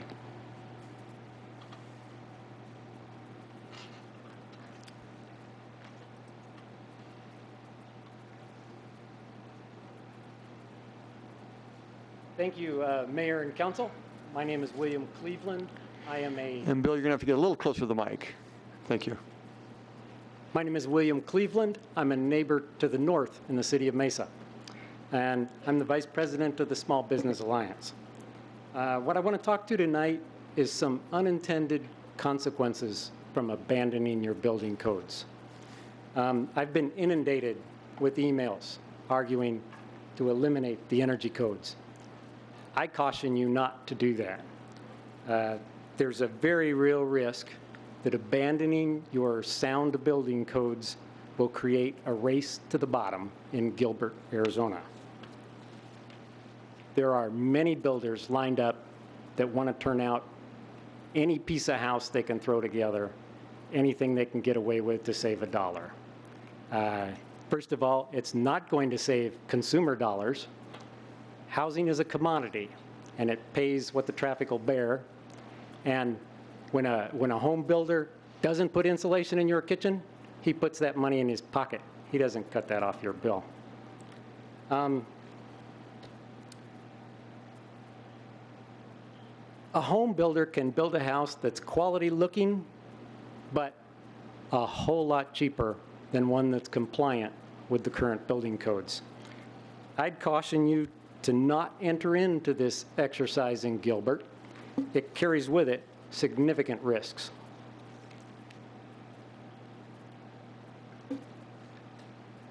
You have to be very careful, and I would caution people to be very careful with builders that are advocating abandoning sound building codes. They want to turn out a house that has hidden problems in it, one that you always wonder why the kitchen wall is so warm, or you always wonder why your air conditioner is using electricity enough for 3 homes, not just one. All these problems crop up when you abandon your codes, and the energy code especially. The energy code has a wide range of implications in the house, and they all affect the efficiency of the house, the livability of the house, and the quality of the house. Ask yourself, how many garbage builders would it take to destroy the housing market in Gilbert? Everybody's got to compete with them. It's not that they're not competing with each other. The good builders won't be there. They'll be working somewhere else. Thank you. Thank you.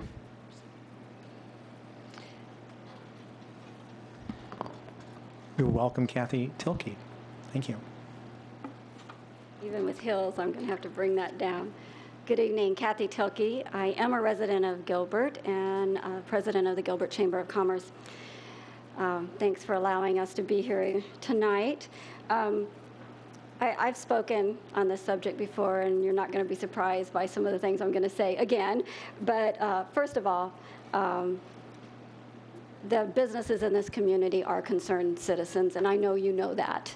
You know our members, you know SBA's members, you know that they own homes here, they raise their families here, and they are concerned citizens. So I'd just like to make that point.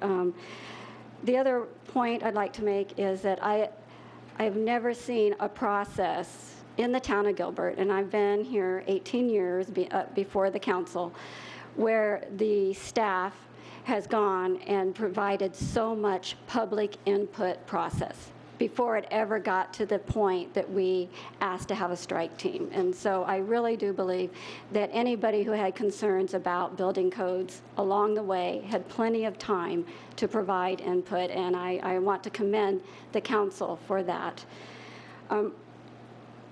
Energy, what we have today isn't what we're going to have tomorrow, and it's been an issue, and I addressed you the last time that we met, that we have to be able to plan for energy for our growing communities and our growing state, and having energy efficiency within our businesses and our homes is going to accomplish that. And so I know I was handed something that looks like Senate Bill 1227, the League of Cities had provided some information about the responsibilities of cities. So this isn't coming from me, it's coming from your League of Cities, talking about the obligation of councils to make sure that we do have an adequate energy source in the future and what infrastructure needs to be in place for that. So I just thought I would mention that. But really what I wanted to address tonight is the integrity of the process. You asked us to bring forward members of the community to do a strike force. And it was my understanding that the recommendations from the strike force would come forward and that you would honor those. And so that was my understanding. If that wasn't it, I apologize, I misunderstood. But you see the votes. I know there were a lot of heated discussions. I know that there were a lot of compromises. Can I just finish real quick? Please. Thank you. Our representative was somebody in the building industry, and so he is very in tune to all the levels of these building codes and provided feedback. SRP has been involved as well. So I just hope that when you look at the recommendations before you, that you honor the process that you asked us to take on your behalf. And that's all I have. Thank you. Thank you. Vice Mayor Cook, any other requests? We do not have any more to speak. Okay. I know we had one that we called independent, and 6 against and 4 in favor, and then there were 2 that got a little bit extra time on the 4. So I want to make sure that our citizens feel like that was fair. Is there, as I said, to Dow, if someone else on the against wanted to have a few more seconds, do we feel like we had fairness? Okay, Rustin. And I didn't have a stopwatch, but I think, Mark, Dow had about an extra minute? Minute and a half, okay. I don't think I'll take all that time. Just wanted to say that the strike force and everything, it was very, it was a very nice process and everything. All the members were great to work with, so I have no complaints there at all. Just wanted to be clear. I'm sure I've said everything I could possibly say, but through emails and everything else. But all these codes, but maybe 1 or 2 or a couple of them, were even in the codes before the ICC international codes came into being. Many of these require engineers, schematics that are very in-depth and very involved, that the subs in the field do not even look at, but it does increase and very much regulate the process. So we're not, just wanted to make clear, we're not for common sense building standards. We're just for reducing the over-the-top building standards, building codes that are just non-life threatening, non-life safety. And all these codes have come into being within the last little while. So if you're living in an older home, none of them, these codes did not exist back then. And sure, your homes are very nice. But that's all I have to say. So thank you for the time to speak. Spend a little bit more time speaking. Thank you. Thank you, Rustin. To the council, I'd like to get some feedback and break it up into 3 sections. First, items 1, and we're still in public hearing, so I'm not asking for a vote yet, but I am asking for feedback to get a sense where you're at. On items 1 through 30, I do want to ask a question about 14, but outside of that, in general, Councilmember Cooper, are there any of the 30 that you want to hear about, or would you be ready to proceed? Councilmember Taylor, any? Councilmember Peterson? I wanted to address a few of them if that's okay, but I don't want to drag it out too long, but at some point I'd like to address a few of them. Councilmember Ray, any? Either Larry or Kyle on 14, that was brought up, and we don't want any of our moms to get in trouble. Can you just summarize 14 and give us some insight? Thank you, Mayor, Council. I'm not sure what you're looking for on 14. There was a concern raised that if 14 is approved, that could cause some existing problems in homes. Thank you for the clarification, Mayor. None of these code items will go retroactive on any existing houses. So if you were code compliant prior, these will only regulate, the new codes only regulate new homes as they're constructed or remodels and so forth as permits are pulled. Okay. So if I have to make it clear, if I have a commercial appliance in my kitchen and it was illegal at the time, it would still be legal tomorrow if this were passed. Businesses would have commercial cooking appliances, and so that's approved with a business setting, a business license. Is it possible that a home could have it if there's extra precautions made that we would approve? The discussion that we had on the strike team is that there are listed and labeled appliances that are dual rated, both residential and commercial. And so because of that, that's why the vote turned out the way it was. We did have that discussion. What if they built their kitchen as a commercial kitchen type of a thing? And it's not just the fire ratings, it is, as was mentioned, There's less insulation in them in these appliances as well, and so there's a burn factor for children on even the doors of them. And so those were the discussions we had, but ultimately they do make a dual rated. So if somebody's interested in having a commercial appliance, if they find one that's rated for residential as well, that's perfectly fine. Okay, thank you. And let me be more specific with the council, just so we can know what items we do need to spend a few minutes on. Councilmember Cooper, when we finish the public hearing, if we were to take a vote, are you ready to move on all 30? Councilmember Daniels. And Are you just thinking about doing it both from 1 to 31st? well, I'm going to have to close the public hearing, and then we can divide it up if we need to. But on 1 through 30, you'd be ready to proceed? And so, Councilmember Peterson, it looks like, and I'm not saying don't talk about some of the items because it might be enlightening, but it looks like the group would be ready to go on 1 through 30. Did you have some items you did want to get specific on? Mayor, if no one's open to it, there's no point in explaining it. But there are a few items there, I think, that are pretty obvious. I would think we could agree are probably not appropriate. I mean, I'll give you one example, and if anyone's interested in that one, maybe we'll proceed. But if you look at item 29, this is the one I brought up in a study session. It's a convenience outlet.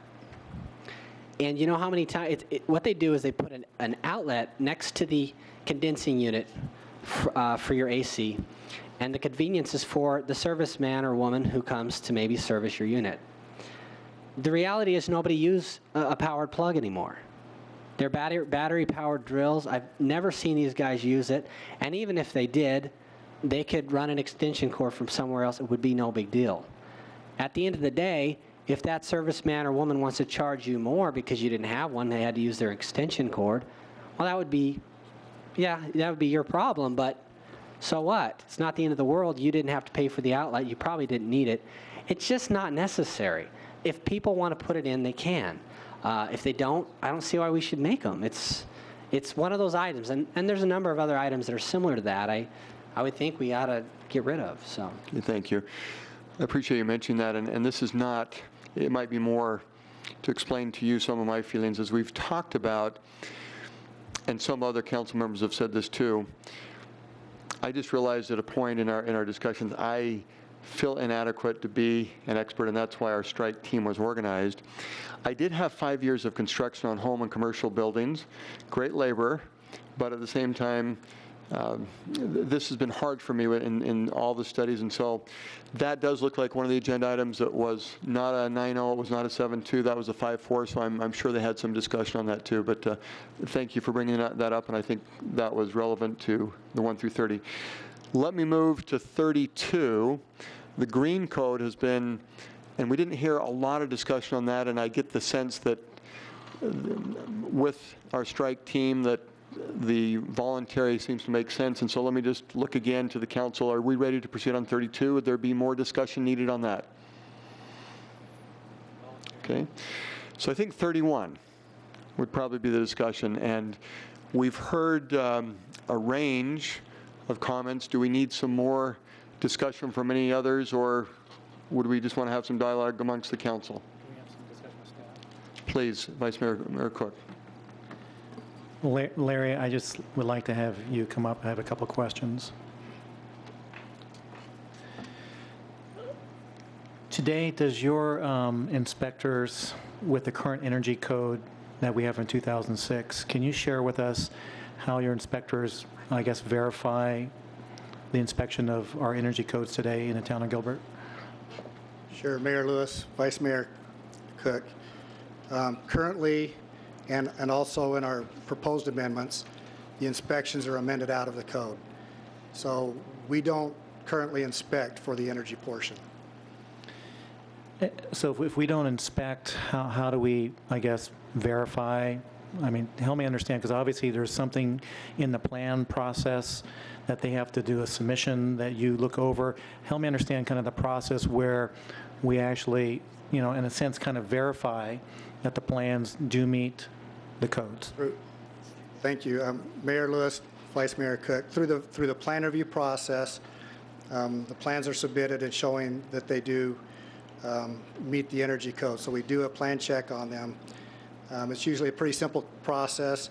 There's software out there that most everybody uses called ResCheck, and that verifies whether or not the home is compliant. They submit that information with their plans, and that's as far as we go with it. From a town standpoint, we don't verify that the home is built to those plans when it comes to energy.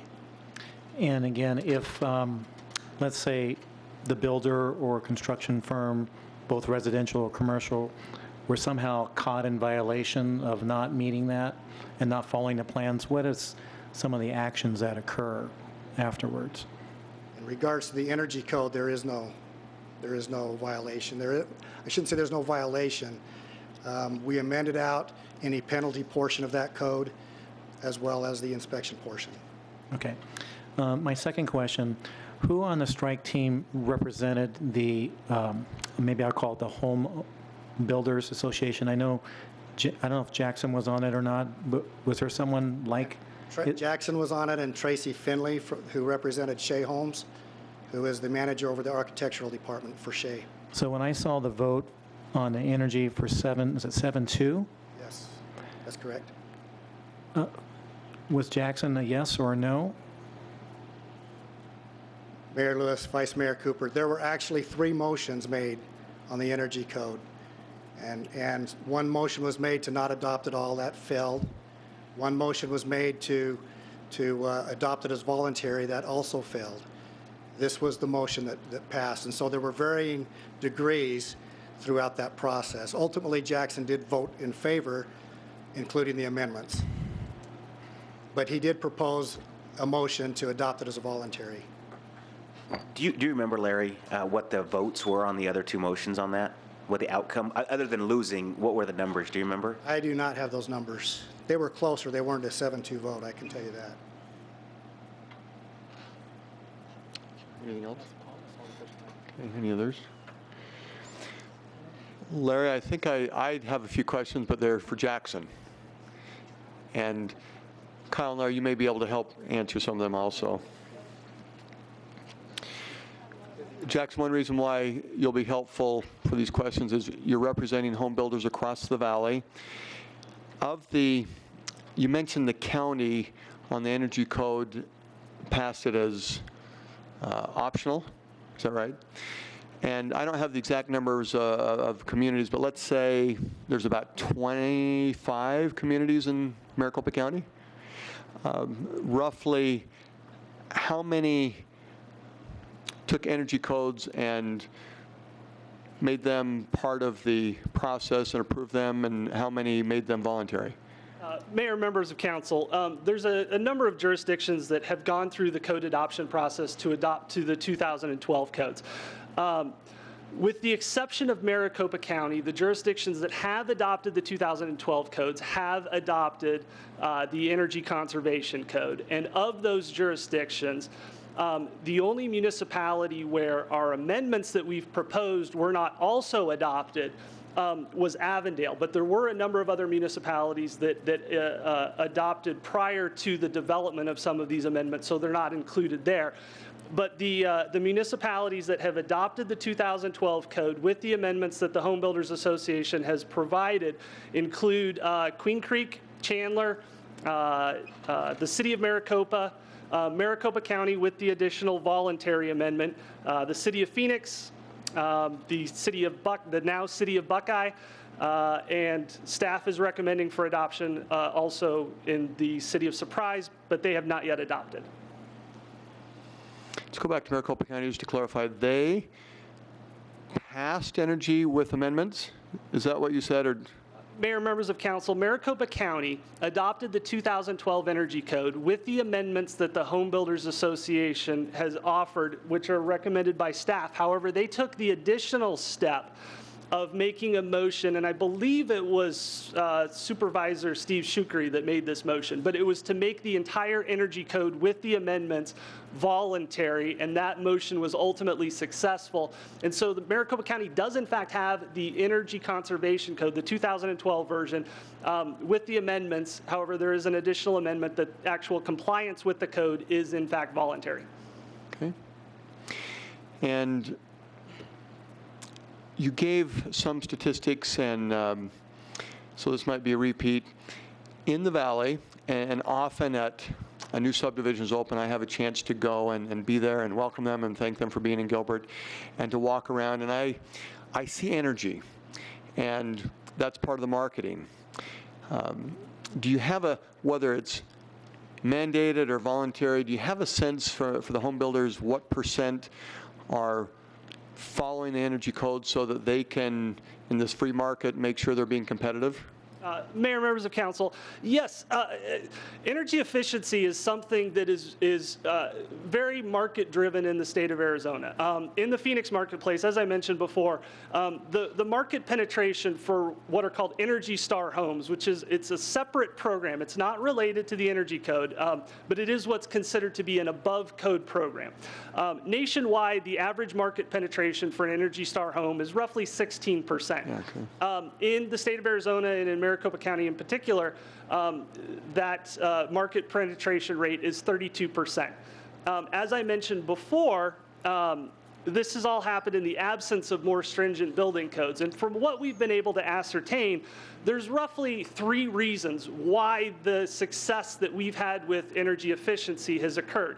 The first is largely because of the partnership between the utility companies and the home builders with the incentives that they offer on energy efficiency. Now, I will grant you that some of that is driven by the Corporation Commission and their energy efficient mandates and so forth.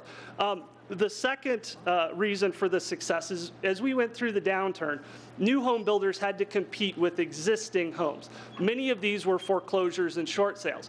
On a pure price basis, new home builders weren't able to compete with that. So what they were able to do, however, is compete on the basis of the cost of owning a home, which would in fact include your monthly utility bills. So because of that competition between new homes and existing homes, that drove home builders to start market themselves as offering energy efficient products. Because of the competitive nature of the home building market in Phoenix, where most of the building is done by very large, nationally public traded companies, it's very intensely competitive in the Phoenix marketplace. So once they started marketing themselves off energy efficiency, that's when the competition amongst the various home builders kicked in, thus driving energy efficiency even further, because if home builder A was offering a home with a home energy score of, say, 65, that led home builder B to say, well, he's a 65, but I'm a 63. And so it perpetuated itself from there. And most importantly, the result from that was an increase in the consumer awareness on energy efficiency, particularly in new home construction. And because of that, it's led to a whole separate submarket related to energy efficiency ratings, verification, inspections, all of those sorts of things, so that the home buyer was aware, one, of what the projected energy use of the home was, but then also to ensure that they were in fact going to be getting the product that they told that they were going to be getting. So I think one of the council members asked a question before about the nature of the inspections under the energy code. And this is actually one of the areas where the private market has done a very good job of this, is because home builders wanted to start marketing themselves as being energy efficient. Home energy raters, through their organization ResNet, has developed a whole system of protocols to test, verify, and inspect all of the energy efficient components of the homes. And in fact, that's one of the aspects that we've incorporated into the amendments, is to allow these third-party inspectors to continue their inspection process, since the home builders are already mostly paying for these, to actually do some of the inspections on the energy code itself. And Jackson, based on what you're saying, I guess I'm surprised it's only about a third of the new homes are doing all of the energy features and such. Is it maybe that they're doing some of them but not all of them? So if I'm a consumer, I would have to ask certain questions to understand? Yeah, Mayor, members of council, that's a very good clarification question. And when I talk about 32% of Energy Star homes, Energy Star is an actual separate certification. So in other words, you may have a home that would be more or less, or that would be more energy efficient than, say, the energy code, or would in fact be just compliant with the energy code. But because they didn't go through the process of actually getting the Energy Star certification, that wouldn't show up in that. The reason that I cite that is because it's a certification, it's a statistic that's been published by the EPA and so forth, so it's something that's verifiable. But if you go around and just look at the marketing pieces from the various home builders, what you're going to find is that most of these home builders market, again, with the HERS index. And so you'll see brochures and so forth that show HERS scores somewhere in the mid 60s to mid 50s is kind of where we're building at this point. Which, just for reference, the rough score, the rough HERS index score for the 2012 Energy Code would be a 73. So almost all of the new homes that are on the market are going to exceed the energy efficiency that's required by the code. If we were to pass, or if we were to approve 31, in a sense, is mandatory, the energy codes, would the Energy Star ratings in Gilbert become 100%? I know you said it's kind of a separate rating, but to merge the two, am I asking the question appropriately? So, no, Mayor, members of council, I don't know that would happen. And the reason for that is because, again, the Energy Star program is an above code program. So the fact that a builder may choose to market itself or participate in the Energy Star program is not necessarily tied to the code itself. So I don't know that it would be fair to say that you'd get more home builders that would participate, or that you wouldn't get, or that you'd get less home builders that would participate. Okay, thank you. So it is possible, but I can't say for certain one way or another how that would impact the market penetration. Councilmember Ray? Jackson, thank you for coming tonight. You've said a lot of things, and you've confused me a little bit. When I voted, however many months ago it was, to move forward with the ICC codes, one of the reasons was because the home builders were behind it, and I figured they're one of the experts in the industry. They would know. They build a lot of homes, and so I'm having a hard time finding out where you guys stand on 31. You voted for it with amendments. So the question is, and hopefully just a real short answer, do you guys prefer 31 with the amendments voluntary, or 31 with the amendments not voluntary?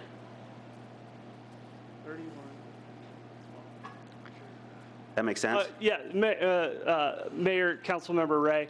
The Home Builders Association believes that, or supports the notion of adopting the energy code with the amendments and the voluntary amendment. We supported that course of action with Maricopa County, and we would support that course of action here with the town of Gilbert.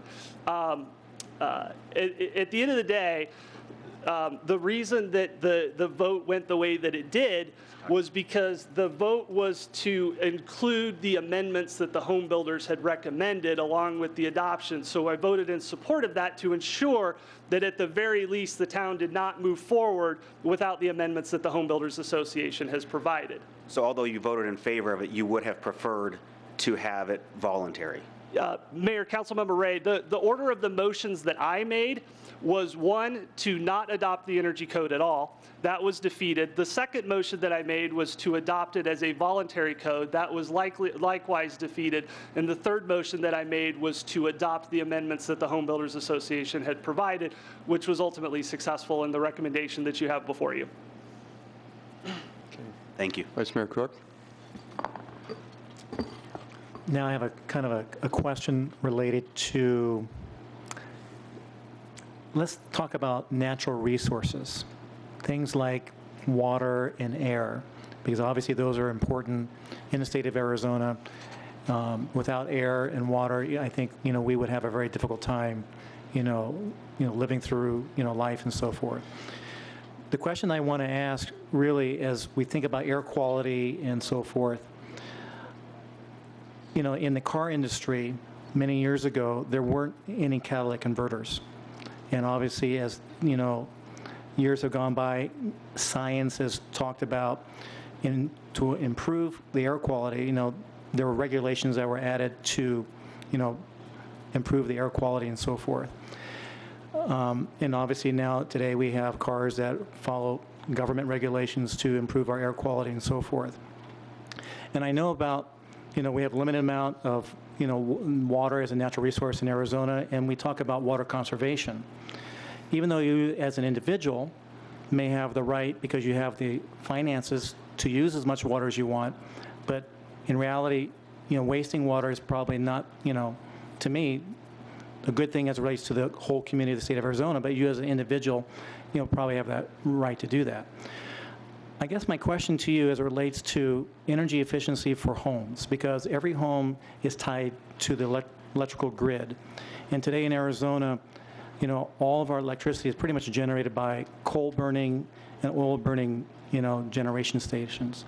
And as we grow our community larger and larger and more homes are built, that puts on more stress on the current energy production of electricity. Obviously, with oil burning and gas, and coal burning, that could also not improve the quality of our air. From your association, do you guys talk about really kind of the concepts of what the responsibility of maybe the community is, or even companies that, are making, homes and constructions, thinking about, do we have a obligation as it relates to protecting the quality of, maybe our air quality or water quality as it relates to our products that you make? I kind of like to hear maybe what your thoughts are about that. Mayor Lewis, Councilmember Cook, as an industry, energy efficiency is a topic that we spend a considerable amount of discussion on. We spend a lot of time related to education, sound building practices, and so forth. And I have to give a lot of credit to the utility companies on this, because both SRP and APS really drive a lot of this discussion. Sharon has spoke very eloquently on numerous different occasions about the fact that energy efficiency is one of the most cost-effective ways to deal with some of our energy issues. And to that end, those utility companies have partnered with the Home Builders Association to do numerous educational opportunities, again, to talk about sound building practices, energy efficient techniques, and then of course there's the incentive programs that are offered. And that kind of leads me into just a quick clarification of an answer that I provided to Mayor Lewis on the market penetration on the Energy Star homes. That's a number that's based on the statewide number of homes that are built and the proportion of Energy Star homes. Here in the Valley, that's probably a much higher percentage, and I'm sure if asked, Sharon would be more than happy to provide an answer in terms of the market penetration of homes that participate in SRP's Energy Star program. So, thank you. Councilmember Daniels. Jackson, you've got to be glad you came to Gilbert tonight. Lots of mic time, right? All right. So in the course of the conversation that we've had with you tonight, I've heard you say a couple different things that to me are conflicting. The first one is that the majority of homes being built in the Valley are rated between about a 55 or 50 to 60 range, with the 2012 energy codes being about a 73 rating. So what I gather from that is that what our builders are doing now really isn't affected by the energy code. It provides a minimum standard, but already our builders are already building, let's say, higher quality or better rated homes than that. Mayor Lewis, Councilmember Daniels, that's an excellent question. And I apologize that I didn't address it sooner, because this is really the fundamental question. The reason that the Energy Code presents issues for home builders is the structure of the Energy Code itself. In order to be able to comply with the Energy Code, a builder must comply with either a prescriptive path to compliance or a performance path to compliance. But regardless of which path to performance you choose, you then have to comply with a third set of mandatory provisions. Okay? The HERS score and the ratings that I've suggested to you do not have any of these mandatory components. Okay? The builder can choose what is the most cost-effective way to get to the score that they're seeking to get to. The Energy Code doesn't necessarily provide you that option. So to the extent that I've suggested that the amendments that the association has provided mitigate some of those concerns, that's precisely the concern that we tried to address with the amendment. And so what the one amendment that we've offered does is it provides a pure performance path to compliance, which would then allow for exactly what you've been talking about. So that performance path is the third-party testing that goes on after the home is completed? Yeah, Mayor Lewis, Councilmember Daniels, that's exactly correct. What the amendment does is it says that any home that achieves a home energy rating system index score of 73 or lower, confirmed in writing by a rating provider, shall be deemed to comply with the code. Then that's all it says.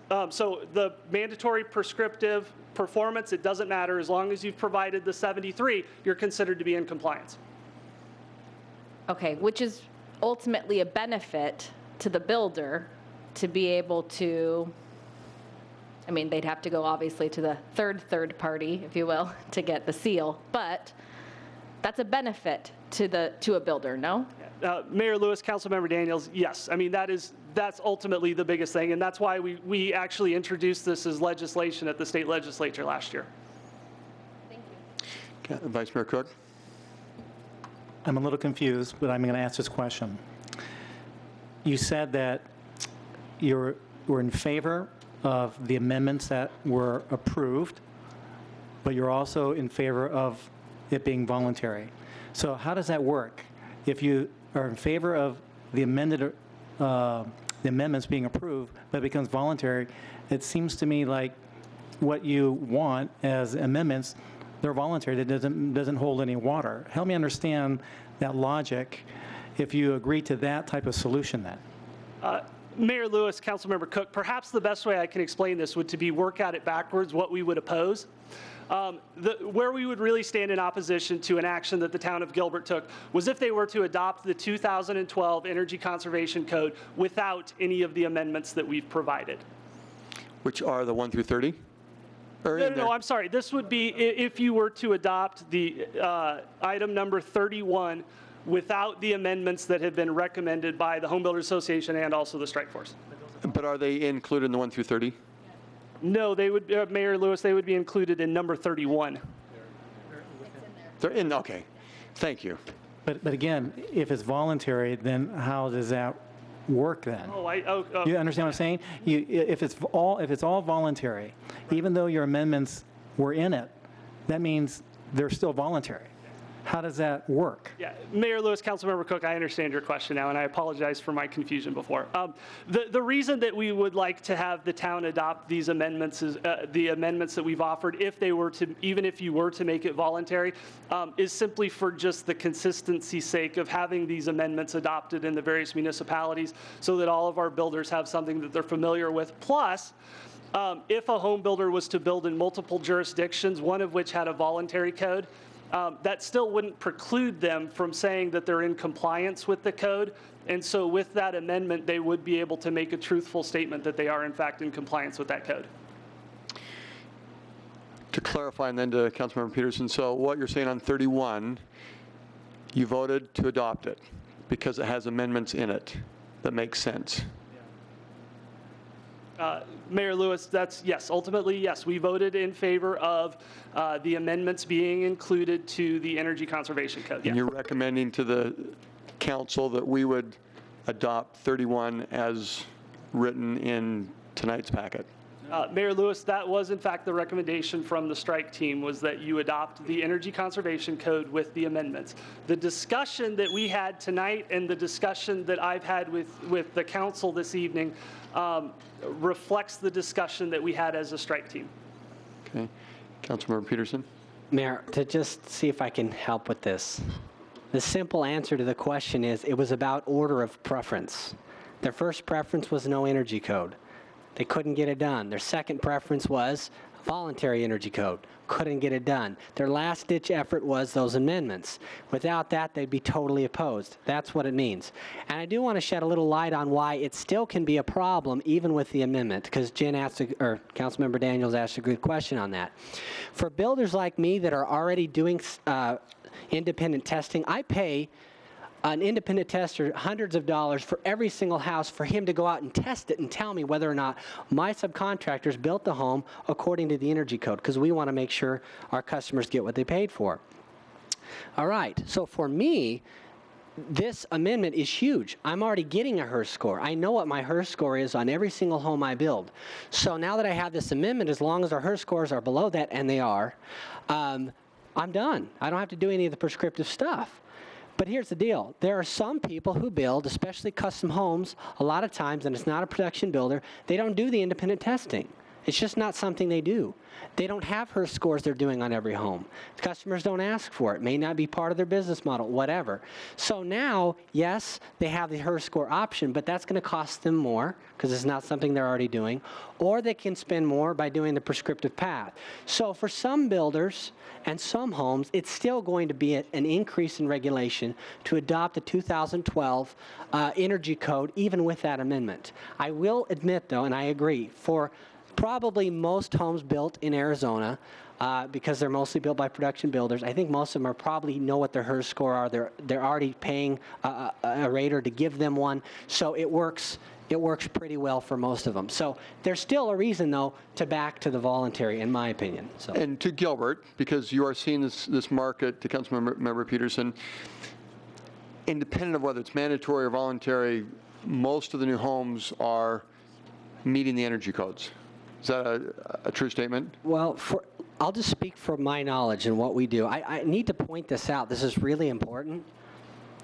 The way we make our best money is by word of mouth. We don't do a lot of marketing. We spend almost nothing on marketing in our business, and we're a smaller business, and we just don't have a big marketing budget. We rely on the fact that customers are going to love their homes. And Mayor, you know the thing I always hear from customers I haven't seen in years? My VIP home is very efficient. In fact, there was a guy who moved to another home built with I'm not trying to advertise, sorry. I should have mentioned the company. There goes the marketing budget. Forgive the mention of the company. I didn't mean to do that, but I should have left that out. Pardon me. But he had built with another builder, and he said he regretted every day he lived it. Every time he got an energy bill, he wanted his home back that he built with us. Now that has been one of our main selling points, and that's how we win as a business, by giving people what they pay for, giving them an excellent product, especially in energy efficiency. It's one of our main things we've done. In fact, there was a time we guaranteed people's heating and cooling bills, the price of their bills. This is before Energy Star even came around. And so, I'm sorry, I could rattle on. But thank you. Yeah. Jackson, one more question from my end, and then I'm going to ask Kyle and Larry the same question. If we did make the energy codes voluntary, we currently have a 2006 energy code that is mandatory, and so I wouldn't want to take a step back in many ways from a Gilbert perspective. So would we keep the 2006 in place, make the 2012 voluntary, and how would that work? Does that cause chaos, or would that work? Mayor Lewis, you'll have to forgive me. I hadn't quite thought of that scenario. In terms of procedurally how it works, I think Larry, Kyle, and your town attorney would probably be the best ones to ask for that. In terms of whether it would cause chaos, I can just imagine that it would be difficult for people to understand what code they were trying to comply with. It would create issues with plan review and so forth, particularly because there may in fact be conflicting provisions of the two codes. But I would defer to Larry, Kyle, and the town attorney on that. And I'll just make this comment, and then let's have Kyle and Larry speak to that too. Our recent general plan vote was in the 80% approved range, and energy was a key part.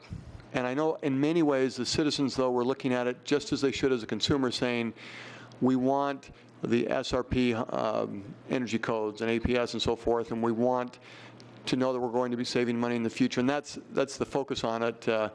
And so we want to be innovative and have a community that's focused on the energy and then market it. So voluntary, well, okay. I guess that was a statement without a question. Kyle and Larry, back to the question about the 2006 and 2012, please. Mayor, council members, thank you very much for your time. Mayor Lewis, council members, I think we would agree with Jackson as well. Going to the 2006 code would put us on a most of our codes would be on the 2012, but we'd still have a 2006 issue. I don't know if there is any conflicting information. It does put the folks that do business in the town of Gilbert at a little bit of a disadvantage because they don't know then which codes we're on. My understanding of, this is a little off topic, but my understanding of Maricopa County is they've never had an energy code before, so this is their first step into adopting an energy conservation code. That's why they went the voluntary route. We've always had an energy code. That's why the strike team and staff has always been in favor of moving to the 2012 energy code, knowing as well that we want to be, we want to compromise and use those amendments that were coming out of the Home Builders Association. Okay.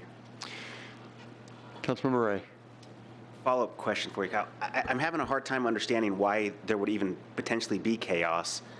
If the energy codes are voluntary and they don't know if they can use the 13s or the 6s and everyone else is using the 13s, they can still use the 13s for the town.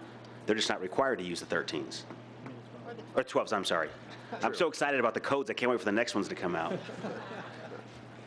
Mayor Lewis, Councilmember Ray, that is correct. I'm not sure I used the word chaos, but yeah, there wouldn't be necessarily an understanding of what code is being used. So if somebody was going to submit, and they're used to submitting across the valley to the 2012 codes with the amendments as suggested by the Home Builders Association, they come to Gilbert, now there's going to be a different process in place for them. Whatever they submit, we would have to review too, because it would be voluntary. So we wouldn't even really review the codes at that point in time.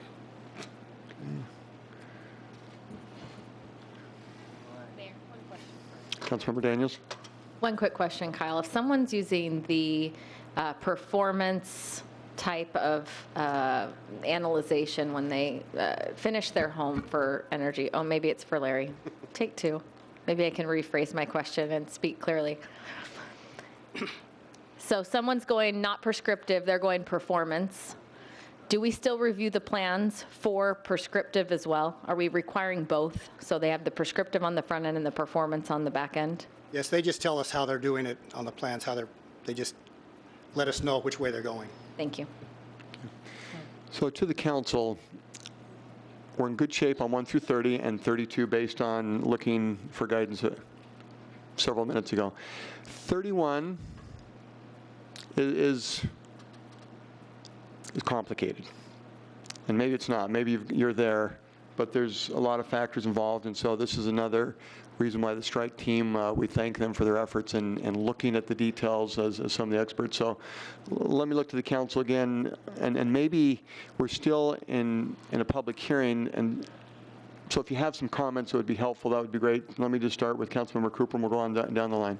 Yeah, I appreciate all of the feedback tonight from all sides, and I have early on was in favor of adopting the energy codes, the 12 codes, as well as keeping the green side of things voluntary. But where I'm coming from on this is I hearken back to many months of meetings that I was privileged to chair when we were doing the general plan update. And this was, I had a few chapters with a really great group of experts and citizens. And those chapters, one was economic development, another was energy, and the other one was environmental planning. And we had many meetings. We had open houses. We had public hearings and ultimately a vote of the people. And, the conclusions that the group came up with and the language that is in there in the general plan in those chapters is that Gilbert would be at the forefront of in these areas and kind of lead the way. And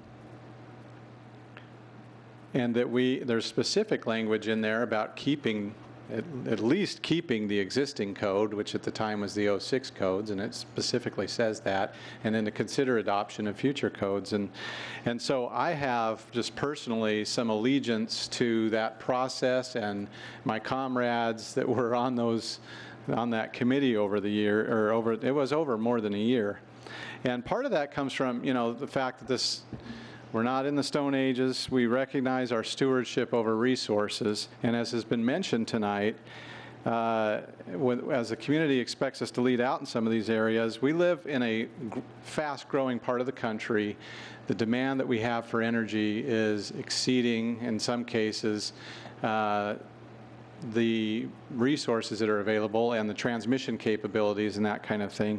And so what that leads to is additional costs for everybody as we try to source more energy and the distribution networks, and just all sorts of headaches across the state are caused by that. And so that was some of the thinking behind it, is we're trying to save people money in more than one way here.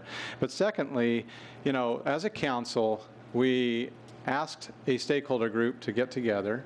We invited specific groups to be part of that stakeholder process, and we said, please go study this, because we're not able to, we're not experts in this area, and please bring us your feedback. Now, it didn't come out the way everybody had hoped, but we did get a result and a recommendation. And I think if we want people to serve on these subcommittees, we ought to listen to them, and on strike teams and things like that. And so I appreciate the recommendation, and the fact that there was even if it was kind of a backstop motion that the home builders put out there, something that is accepted around the valley and accepted by the home builders. I like the amendments that they put in there, and so I'm extremely supportive of what the group came back with. I don't think we need to make it voluntary. I think that there's enough built in there for it, just as it is across the valley, for them to be able to build the homes that they're building now and beyond, and we don't necessarily need to make it voluntary. So that's where I'm at. I certainly don't want to take a step backward, and so I am interested in what happens if it's voluntary, what happens to the 06 codes. But I think, you know, we love our partners at the county, but I've never really considered the county to be the model for development here in Gilbert. And there's different standards there, and that's perfectly okay that people have choices. And so anyway, those are my thoughts. Councilmember Daniels. Thank you, Mayor. And really briefly, I can sum this up in just a few words. I'm comfortable with what the strike team has brought back for a couple different reasons. Number one, it's a comprehensive process. We reached out to people. We asked people to participate. I'm very grateful for all the people who have spent hours. I have received a better education on building codes over the last year than I ever anticipated I would ever get on council. And I am extremely grateful for that opportunity, because I think I understand a little bit better about what I'm looking at. I appreciate what the county did, and I look to some of our leaders in the county for many different things, but they do not have Gilbert standards. And I think our residents have come to expect a Gilbert standard.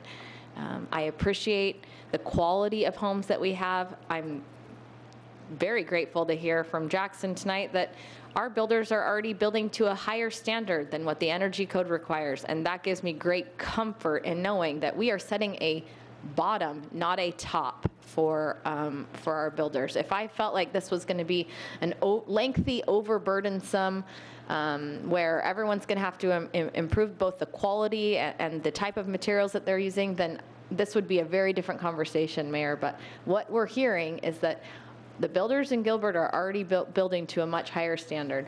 And for that, I think we can all be grateful that Gilbert continues to be a quality community. Thank you. Councilmember Taylor. Thank you, Mayor. Let me address a couple of points. As you know, I voted against the idea of the big commission to study things, and I was happy that we pared it back. I thought that was a good move under your leadership, and I appreciate that. I still don't think the strike force was put together with the composition that we really wanted. I think we wanted more experts, and I appreciate some of the members of the strike force pulling them in, and I think that added a lot of value. But most of the people that were voting were people we already knew where they were. So there wasn't a lot of new knowledge for me that came out of it, and I think the metrics here reflect that. So that's where I am on the strike force and the results, although I do appreciate the time that people spent in doing that, and you know, don't want to discount that, but I think we already knew where all of these votes were going to land before we even did this. So maybe that's just a lesson learned for a future thing.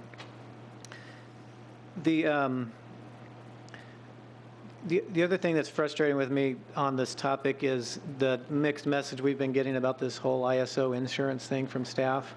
You know, at study session, we heard they was going to raise rates, and then we received a document that said that it wasn't really going to affect our ISO rating, and it was undetermined about insurance. And I think we, as a council, need to, and as the public, should expect a higher level of information on something that has a lot of interest in the community. And I think we fell short on that. I called someone in the insurance industry and just wanted a third-party perspective. I hadn't talked to the person forever and said, tell me what you hear. You write hundreds of home policies. Do ISO ratings affect it? Do energy codes affect it, whether they're mandated or not? And he just thought it was an odd question because it was just never really a factor. I mean, ISO, he brokers for all the major carriers. And some do ISO and some don't, and the ISO, it really doesn't affect the premium. He says, if anything, it's going to raise your premiums because by mandating a lot of things, the value of your home is going to go up. And so you have to have an insurance policy to cover the increased value of that home. So your premiums are going to go up. He says that's probably likely what you're seeing across the industry, if anything. It's certainly not going to go down. And, you know, he's been in the industry about 15 years. So I think that's just one person's perspective, but I think it was valuable in trying to understand this, you know, insurance narrative that we've been trying to figure out. So 2 other quick points on this. What I heard, there's a couple of really key themes that I heard tonight, and I appreciate Jackson and some of the comments. But number one, the whole cottage industry that came out around the home builders competing for energy, I mean, that's new jobs. And that didn't happen because of fighting over regulations. That's the effect of a free market and businesses competing for customers in the free market and trying to get better. And that's the result of innovation in the free market. And so when we start to, you know, put boat anchors on the free market like additional regulations, it has effect on jobs. And it has effect on innovation to serve customers. It puts the market less focused on the customers and more focused on red tape and regulations. And even if they are a minimum, it's still a drag. It's still waste in the industry. And I think we heard enough evidence tonight to see that the free market actually works here to drive it, to innovate it, to give Gilbert a higher standard. There is some good evidence to that, and we've heard it here in spades tonight. So the kind of the narrative that we won't have a standard, we don't believe in standards, you know, we're going to just cut corners and things like that. I just don't see the evidence in doing that. Is a home builder going to try it once or twice? Yeah, sure, you bet. But they're going to go out of business real quick because their reputation is going to get out. And the evidence is showing that this is going to be a drag. It's going to reduce some jobs, some innovation. And so I'm opposed to making them mandatory. The other thing, just fundamentally on principle, we see that there's a lot of different opinions, and I definitely respect and appreciate a lot of the different people, and they have a lot of viewpoints here, and it's valuable to hear all of that. But the point is, it's different, and not everybody really agrees on that, and that's okay. But should we force one person through regulation to do what somebody else thinks on things that are nice to have? I don't think so. I don't believe that we should.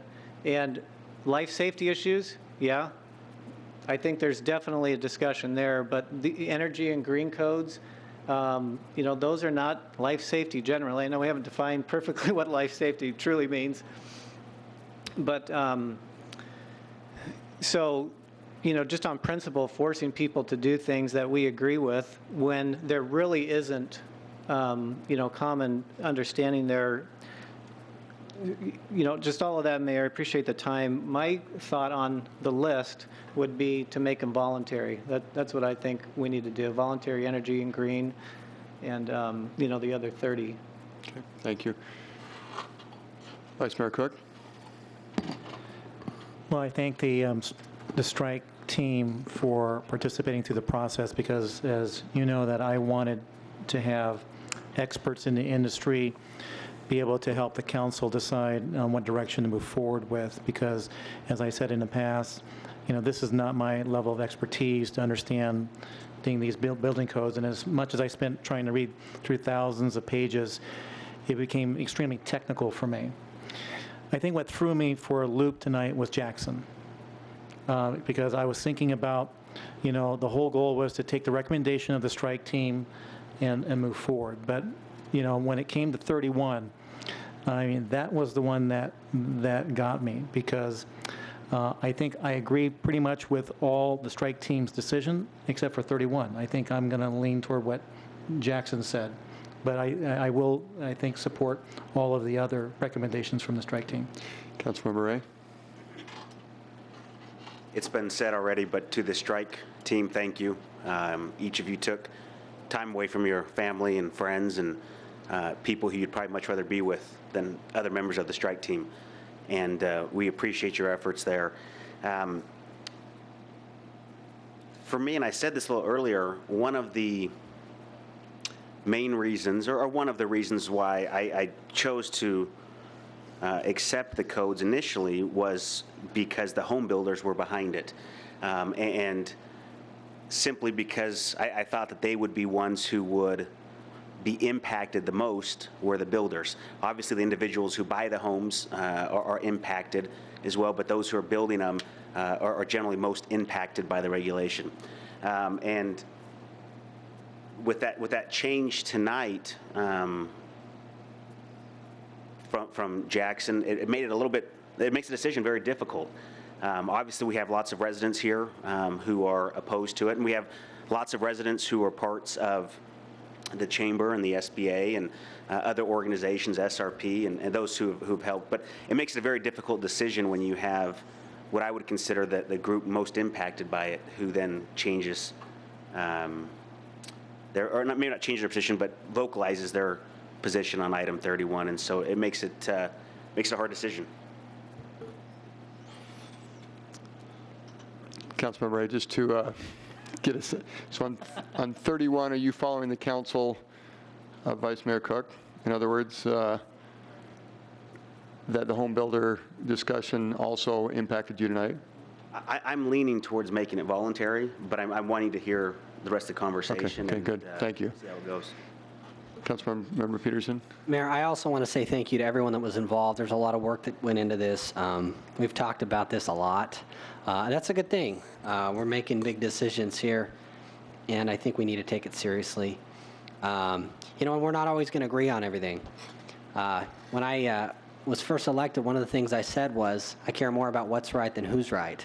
That means sometimes when I disagree with my friends, I'm still going to do what I think is right. And I hope those friends realize I still see them as friends, and that even if we depart at times, those relationships matter. But yet I'm going to hold true to principle. In one way, I'm probably the easiest person in the world to convince or to change their mind. All you have to do is convince me that I'm wrong. On the other hand, I'm the hardest person in the world to deter if you can't convince me that I'm wrong. So I understand that can be frustrating with those who work with me, but I'm determined to do what I think is right, regardless of the cost. So now, I want to briefly touch on the ISO to be clear. If we reinstate the energy code, we cannot change our classification. It will not go up, so it will not happen. The report is clear on that. I can go in a lot more detail about what the report says. We could gain a lot more by more hours in our training for our staff, higher degrees for some of our officials. There's a lot of other things. Actually, the main thing they picked on us for is having too few staff. Okay, all right. Well, I think we're efficient. I don't think that's a bad thing. But ISO is not going to be negatively impacted, nor do I think it's even always a factor in insurers. A lot of insurers don't even look at it. The main point I want to make, and I'll make this very simple, and I'll do it with a question. Don't people have the right to decide whether or not they're going to pay more in their mortgage and then less in their energy bills, or just the opposite? If you pay for it in your mortgage, you're going to pay for it twice, because interest rates, will cause you to, if you look at your amortization, you'll notice your debt at the end of paying for all of that, it's going to be twice what the debt was. So you can pay for it that way by buying more energy efficiency features and then having a lower energy bill. But depending on how energy bills go or your interest rate, who knows who will be right, which decision will be right. But at the end of the day, you're paying the mortgage and you're paying the energy bill. That's your decision to make. So again, even if people do make unwise choices in their spending and it's wasteful, it's still their money. One of the other things that have been brought up is the idea of protecting consumers. The question I'd ask is, who are we protecting them from? From themselves? Does it protect consumers to take their spending choices away from them? Protect them does it protect them to increase the price of their home so they can't buy and they have to rent instead? A lot of buyers are very savvy. What if they consciously, thoughtfully, purposefully want to spend less on their home, planning to save energy by setting their thermostat a little higher? Maybe they plan to install more insulation and upgrade their AC when they can afford it, rather than going into more debt and paying for it twice. There are infinite possibilities they may pursue, and that's what freedom means. That's why, really, we can't make better decisions for the consumers than they can make for themselves. They know their own interests. They know what they need. They know what their circumstances are. They know what their goals are. And so they need to be able to make those choices. And so with all that, I would like to see the energy code be voluntary. Thank you. Last comment, and then Larry and Kyle, if you could just do one more clarification. The general plan had a big impact on me. 80% plus of the citizens voted on that, and we want to be focusing on energy. We want to market Gilbert in a positive way, and yet I get the sense that the free market will continue to do that. And so I'm leaning in the direction of voluntary on 31. I worry about what that means with our 2006 code. And I don't know if there's anything else that you could help. If we voted voluntary in 31, Kyle and Larry, what would you recommend we do with 2006? Or do we give a go with 2012 as voluntary and see what happens? Mayor Lewis, council members, I think Jackson is correct. I think there would be a conflict in the codes if somebody wanted to go with the 2012 as a voluntary. I think there are conflicts between the two codes that would be an issue if the 2006 was left mandatory. So in a couple of minutes when we do an official motion, knowing that as the two of you in a leadership role would recommend that we adopt 31 as listed, but if we did not, would the two of you then say, let's just go with the 2012 voluntary, and that would mean the 2006 mandatory would go away? My recommendation, I guess, from my standpoint, would be to maintain the 2006 where we're at and not go backwards. And I actually would like that too, but I don't want to cause some challenges. I suppose there may not be a conflict if we do a voluntary 2012. I don't know. I'd look to legal, because if somebody wanted to do a voluntary 2012 and we left the mandatory 6 and there's conflicts between the two, can we work through those? I don't know. I'd have to look at that closer. Mike? Mayor and council, that's so fact-specific that I think in each instance it might be different, in that if there were a conflict between, we have several options. One is we retain the 2006 code and have the 2012 code as a voluntary code. Then we would simply enforce the 2006 code. And if someone wanted to comply with the 2012 code, they'd be free to do that, but it's entirely possible, and Larry and Kyle would know this better than I would, that there might be provisions in the 2012 code that conflict, then they couldn't voluntarily comply with the 2012 because we'd still be enforcing the 2006. In other words, there may be some provisions of the 2012 codes that would be impossible to, they couldn't build to them because they conflict with the 2006 codes, but that's such a technical question that Right. I wouldn't know the answer. And often councils do not, and sometimes there are the unintended consequences that weren't thought out, and I guess if you did some more, it's not that we want to keep this topic every single council meeting. We're ready to move on, but if, and the council may not support this anyway, but if we did 2012 voluntary and kept the 2006 and additional feedback came later, I guess from a vote tonight, the 2012 could continue as voluntary, and then if feedback came that 2006 does not make sense to keep intact, we wouldn't do it. But if we voted to keep it intact tonight and it made sense, we would just find a way to do that. Councilmember Cooper? Yes, no.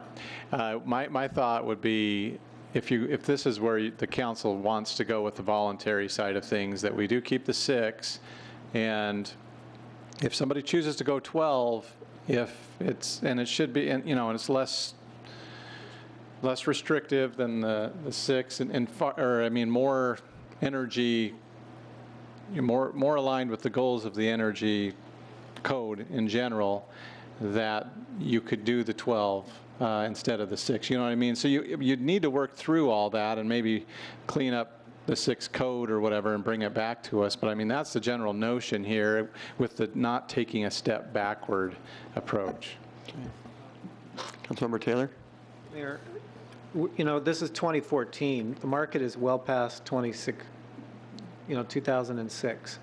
So if it's repealed, as we replace it with 2012 voluntary, to me, I don't see that it's a big loss because the market has moved past. I mean, they're competing for energy efficiency beyond 2012. So I just don't see that as a step back if we repeal it. Councilmember Peterson? Mayor, the motion tonight in its completion should also have, even if we'd gone forward directly with the recommendation from the strike team, should have involved repealing the 2006 Energy Code. So that's really the cleanest way to do it. But if we were to try and maintain something from 2006, the one thing I would want to make sure of is that HERS score amendment, that true performance path option, was still available without all the stuff into that. So I don't know if we need a HERS score amendment to the 2006. I think it gets messy, is the bottom line. That's very critical for a lot of builders. For me, I mean, I'm better off with the 2012 with that amendment, even if it's mandatory, than I am with the 2006 without the amendment. There's other builders that'll feel just the opposite. So again, I think it's messy to try and mix them. I think we ought to repeal the one and go forward with the other as voluntary. But if we did 2006, I've just emphasized we need that HERS score amendment to apply to 2006 as well. Mayor Lewis, may I make a suggestion that we go ahead and just make some motions and vote on it, and let's call it. And see what happens. I close the public hearing on agenda item 19, and at least on 1 through 30 and 32 would entertain a motion. Would someone like to make a motion? Please. On one, and at this point, 1 through 30 and 32. Mayor Lewis, I move that we approve the amendments as presented 1 through 30 and 32, making the green code voluntary. Do I need an effective date? No, No, it'd be 30 days. 30 days from the date of adoption.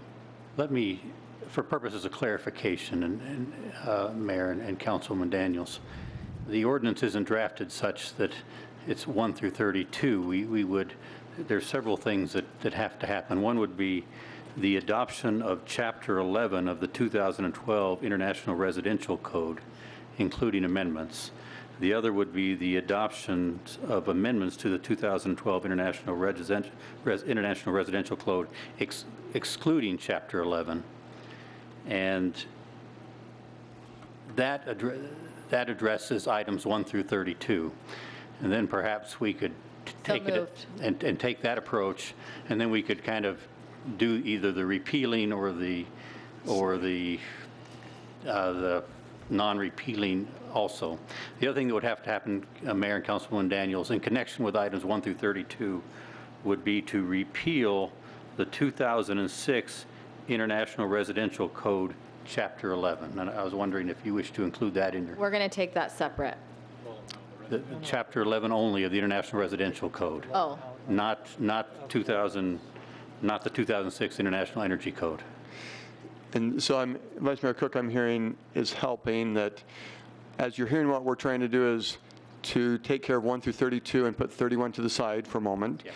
And you just had a suggestion, a motion. And I think you have to take out Chapter 11, as you described, because the energy part of Chapter 11 in residential would also be part of the discussion. What part of the discussion of the energy code? Yeah.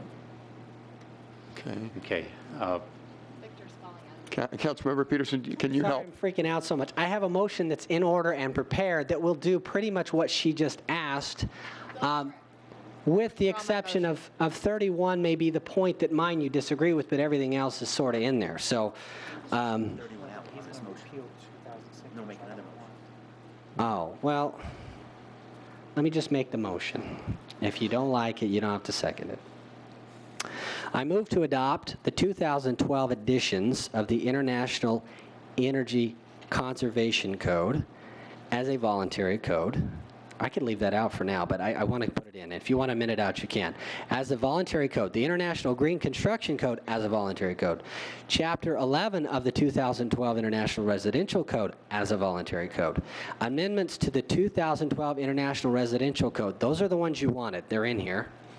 All as amended by the Building and Construction Regulations Code of the Town of Gilbert of Arizona, 2013 edition, which is also to be hereby amended, providing for the repeal of conflicting ordinances, including the 2006 International Energy Conservation Code and Chapter 11 of the 2006 International Residential Code.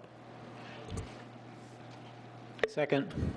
That, of course, Mayor and Councilman Peterson and other members of the council would present it all in one entire package, so it wouldn't be divided up as Councilman Daniels' motion was before.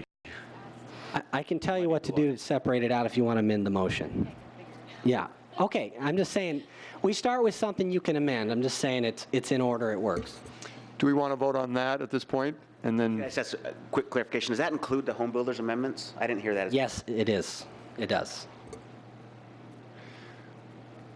but it doesn't address the concern I expressed about 2006. It repeals 2006. It's the clean way. I think if you want to remove the last line, you can. If you wanted to remove the as voluntary code, you could. Okay. So that, Mayor, members of the council, that would repeal the 2006 Energy Conservation Code. That would repeal the Chapter 11, which are the energy provisions, and that's where I was confused a moment ago.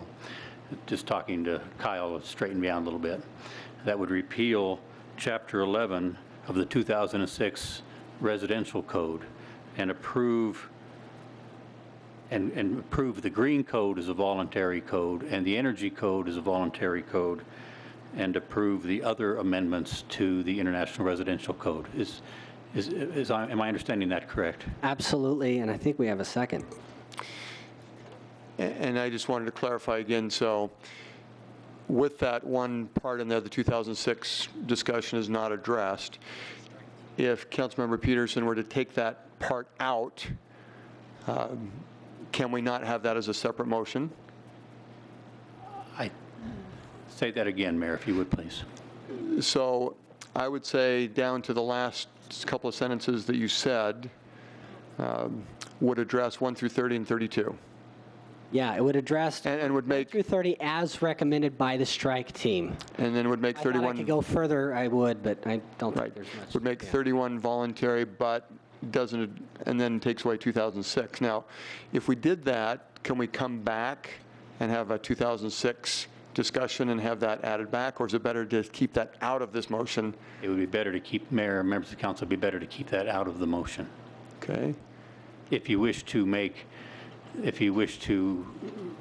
retain the 2006 Energy Code, because that motion repeals it. Right, and I realize we have a motion, a second, and whether you would like to Mayor, point of order, another option is for someone to amend something if they wanted to address the 2006, and then, you know, we can march forward. We either have to vote or you have to make a motion to amend. That's where we are. Okay. And Mayor and members of council, the question can also be divided. Okay. Anyone that would like to make a motion to amend? I'll move that we amend that by removing the repeal of the 2006. And to keep it clean, I mean, I also want to remove the voluntary piece, but maybe I'll start there. I'll start by removing the comment about repealing 2006, and just for fun, removing the voluntary nature of the 2012 energy codes. Second. Okay. And Mayor and Member Cooper, when you say removing the 2006, you mean removing the repeal of the 2006 Energy Code as well as removing the repeal of the 2006 International Residential Code, Chapter 11? Thank you, yes. Okay. Can you clarify that one more time? Because you also took out the voluntary where you're now making it mandatory? Yes. Yeah, energy is now mandatory in that motion. In that motion, it is. And could I make an amendment where we remove the mandatory? You can amend the amendment, but we can't amend the amendment to the amendment. So you can do one more amendment, but that's it. Then we're done. Mayor Lewis, can I recommend that we have a 5-minute recess to get our motions in order so that we can conduct the business of the town perhaps more efficiently? So a 5-minute recess? Okay. 5-minute recess. We'll see you in 5 minutes.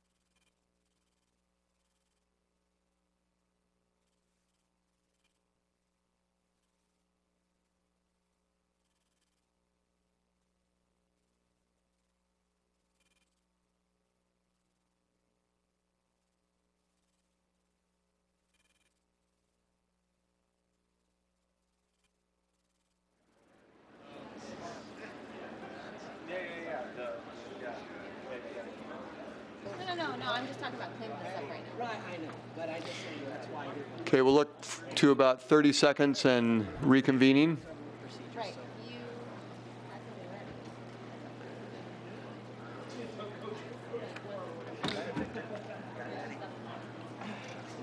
And to our town attorney, Mike, do you want to take the next step here in helping clarify, or would you like some direction from the council?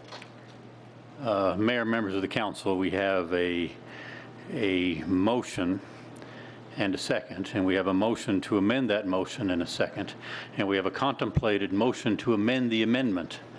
And so we are at the course in the proceedings where the motion to amend the amendment ought to be articulated and then seen if a second can be obtained for that motion. I think that accurately describes where we're at. Okay. Vice Mayor Cook? Okay. I would like to move to amend the motion. Amend the amendment, sir? Amend the amendment Okay. to remove the mandatory code language that Ben had suggested, to insert as a voluntary code after the International Energy Conservation Code, and to insert as a voluntary code after the Chapter 11 of the 2012? Yes. Is that correct? The 2012 is an International Residential Code. Residential code. I think that completes your objective. Okay. If you understood what my objective and that language is correct, then I'm okay with that motion. And so so for clarification, Vice Mayor Cook, that makes the 2012 Chapter 11 of the Residential Code and the 2012 Energy Code voluntary. Yeah, that's correct. In 2006. 2006. Now continues. And the 2006 continues because that was also Member Cooper's original amendment to Member Peterson's motion. Okay. Second. Okay. There's a motion and a second. Please vote.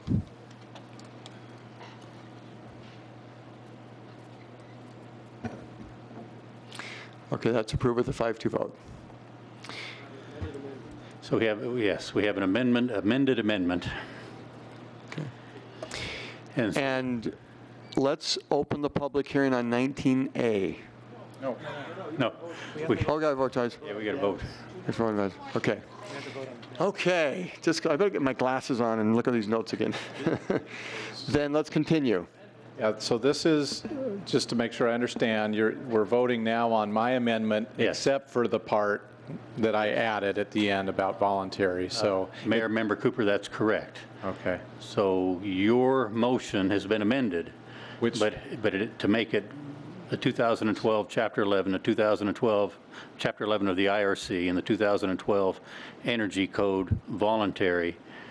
That has passed, but your motion has not been voted on. And so your amendment. My amendment was to take out the language that Councilmember Peterson suggested about repealing 2006. So what we're voting on right now is, if you support my amendment, we're removing the language in his comment that would get rid of 2006. So we would retain 2006. Okay. Please vote.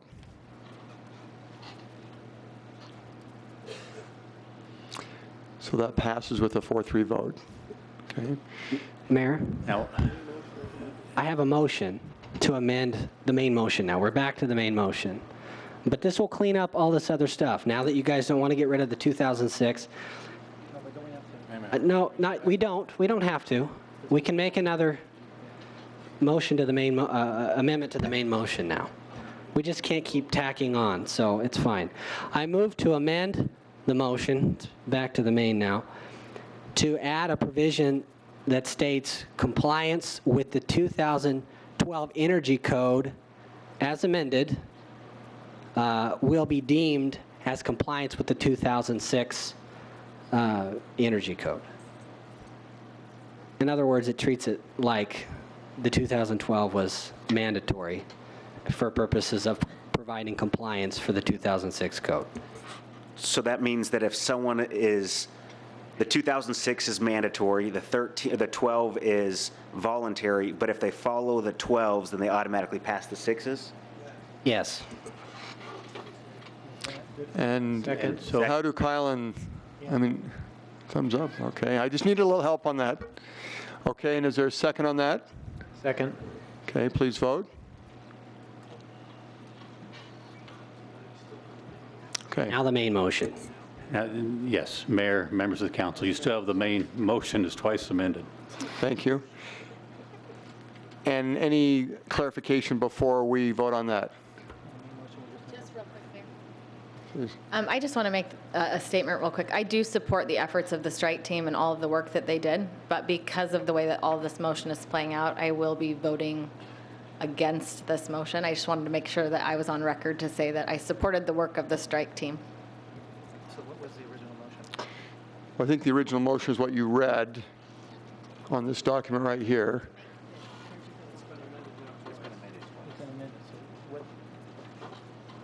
To help me out. Victor, yeah, do you want to? Where are we at now as it relates to the amendments? That's exactly what we're voting for now.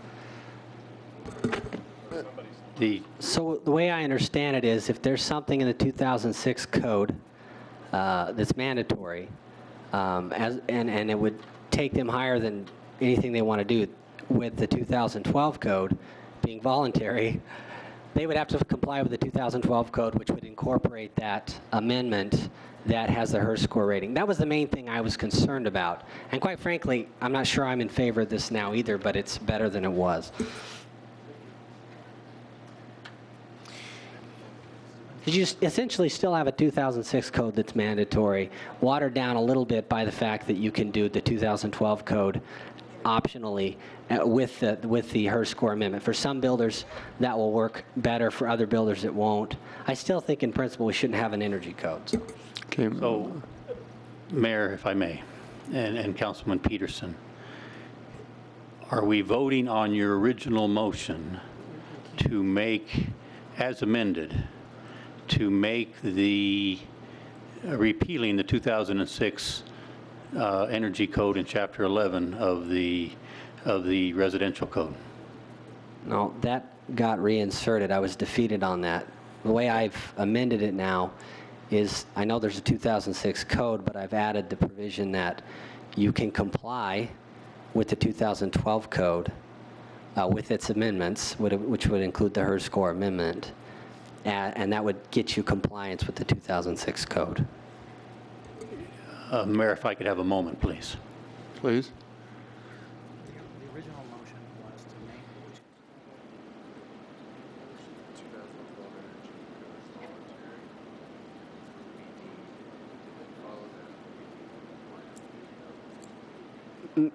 Mayor, if I can clarify, I think the bottom line is you can pretty much choose which code you want to go. What this does is says you can build to the 2012 energy code as amended, or you can build to the 2006 code the way it was before. It's one or the other. You have to do a minimum of one or the other, and you can choose which path. So it's sort of the best of both worlds. If we're going to have some kind of energy regulation, that's better than what it was before.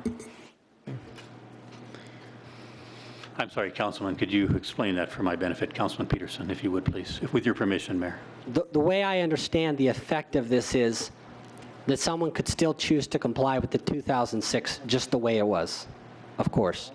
Optionally, they could then choose, if they didn't like that and they thought the 2012 code with the HERS score amendment was easier to comply with, they could choose that as an option. That's the effect of this, is to choose which one you want to comply with. There would be no repeal then of the 2006. Exactly, because I was defeated on that point.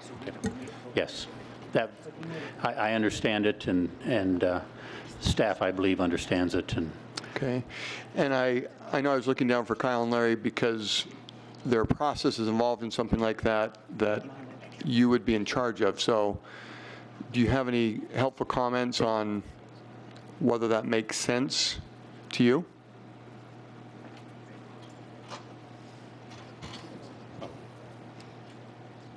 Mayor Lewis, council members, that actually cleaned up the concern I had of conflicts between the two codes. So that makes sense to you then? Perfect. Okay. Let's vote. And we already had the second on it. You've had the second. Let's vote, please.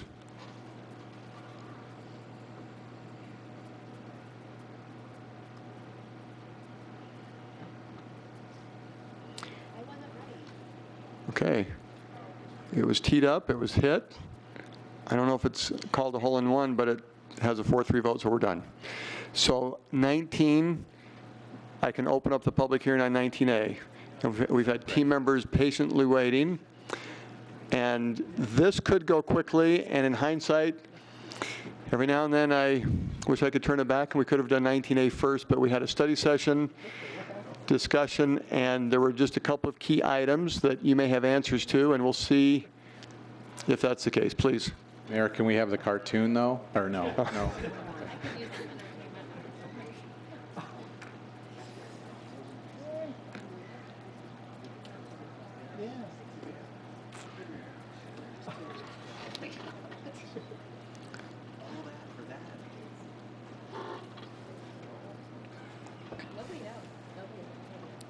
Mayor, may I clear up some confusion? I just want everyone to know I was hoping that would fail because I wanted to go back to my original motion. That's why I did that. I didn't know if it was possible to get that original motion. I thought it may be still possible with all the confusion. So that's why I did that. Everyone's confused why I voted against my own amendment. Right. Anyway. Thank you.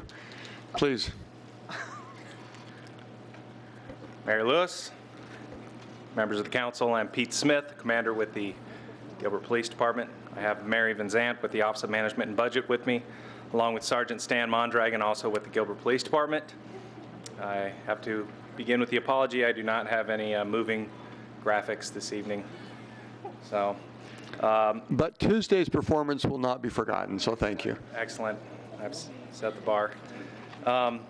First thing I'd like to do, Mayor Lewis and Councilman Taylor, is to address the idea of privatization that you brought up. The short answer to your question of whether or not we could completely privatize the operation would be yes, it could be done.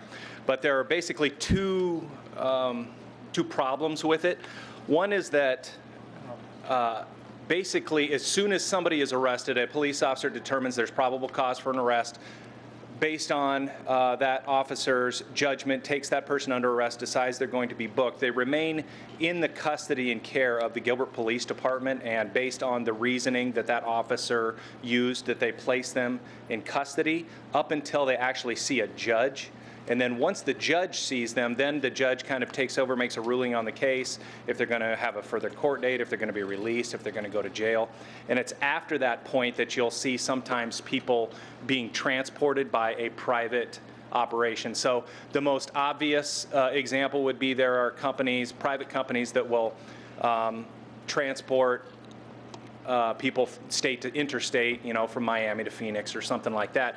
But at that point, their disposition, what's going on with their case, has already been seen by a judge. And at the time that takes place between somebody being arrested and them seeing the judge, they are basically the responsibility of the Gilbert Police Department, or the police officer, and the authority, the officer is being exercised at that point. And so we're responsible for that. And as far as divvying up the transportation piece, so this is the second thing, divvying up the transportation piece, it isn't, it wouldn't work out to our own benefit financially to do that, because the transporting people is only one task of what the detention officers do. And that maybe that's a downfall of having the graphic, is it kind of only pointed out all that driving that takes place. But our detention officers also pick up warrant arrests. They take care of prisoners that are inside the facility as well. So in other words, to parse that particular piece out and then find a private vendor that would be prepared 24 hours a day, 7 days a week to do just the transporting piece doesn't, all it would do is take one task from what our detention or officers are already doing and trying to find a way to do that. So. Councilmember Taylor. Yes. Hey, thank you for taking a look at that. And yeah, the piece I was interested in looking at contracting is really that transportation, because as you described it, it's really that transportation and waiting period that's sort of that low value added you're kind of just sitting around waiting. Certainly having them in detention, with the court, that really wasn't the piece I was looking at. It's really just that low value piece. And anyways, if you just keep thinking where that makes sense, I appreciate your effort in that. Mayor Lewis, Councilman Taylor, you're very welcome. We'll jump right into this. So the slide you have before you now is basically we're skipping straight to the solution. Just as a reminder, we came up with the idea that Gilbert has the facility that's being underutilized at this point that could handle more personnel. Chandler has more actual detention personnel, and that by our efforts of investing a couple of bodies, we actually gain ultimately the other 10 from Chandler. So the answer being a 24 hours a day, 7-day a week facility. Chandler would then pay for half of that renovations to that facility and add their staff. We do the same, half of the facility, and add the staff of 6 that we currently have. And then, as I had already referenced last Tuesday, the 3 additional bodies, 1 coming from Chandler and 2 supervisors coming from Gilbert. And I'll just remind you that the 2 that would be coming from Gilbert are already needed based on our staffing and in the direction that we're going regardless of the proposal. Good evening, Mayor and council members. You'll see up on the screen just a quick recap from Tuesday evening. The estimated cost associated with the proposal and moving to a 24-hour operation. With the facility renovation, the 2 personnel that Commander Smith just referenced, and the operating expenses associated with moving to a 24/7 facility. There are a couple things that are important to keep in mind when looking at those figures, and that is that part of them would need to be addressed regardless, as Commander Smith just mentioned, regardless of the move to a 24/7 facility. So that you can see that, as Commander Smith mentioned on Tuesday, there are needed facility improvements across the street. And in addition, even if they were to not move to a 24/7 operation, there's currently not a supervisor over that particular function. And so at a minimum, they would need to add 1 within the next couple of years and be looking at 2 as activity across the street increases. So with that in mind, we just wanted to put that in context. You can see that the net new ongoing expenses related to the proposal are the $91,500 associated with that additional detention supervisor and Gilbert's portion of janitorial and food. So on Tuesday evening, it was requested by council that we put a little bit more, we provide some more estimates with respect to direct and indirect cost savings. So you'll see those up on the screen. We wanted to project those out for the next 5 years.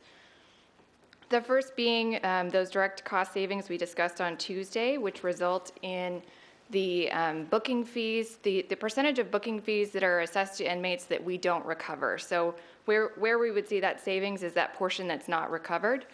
We discussed on Tuesday that would be an estimate of $45,000 to $70,000 based on current activity in year 1.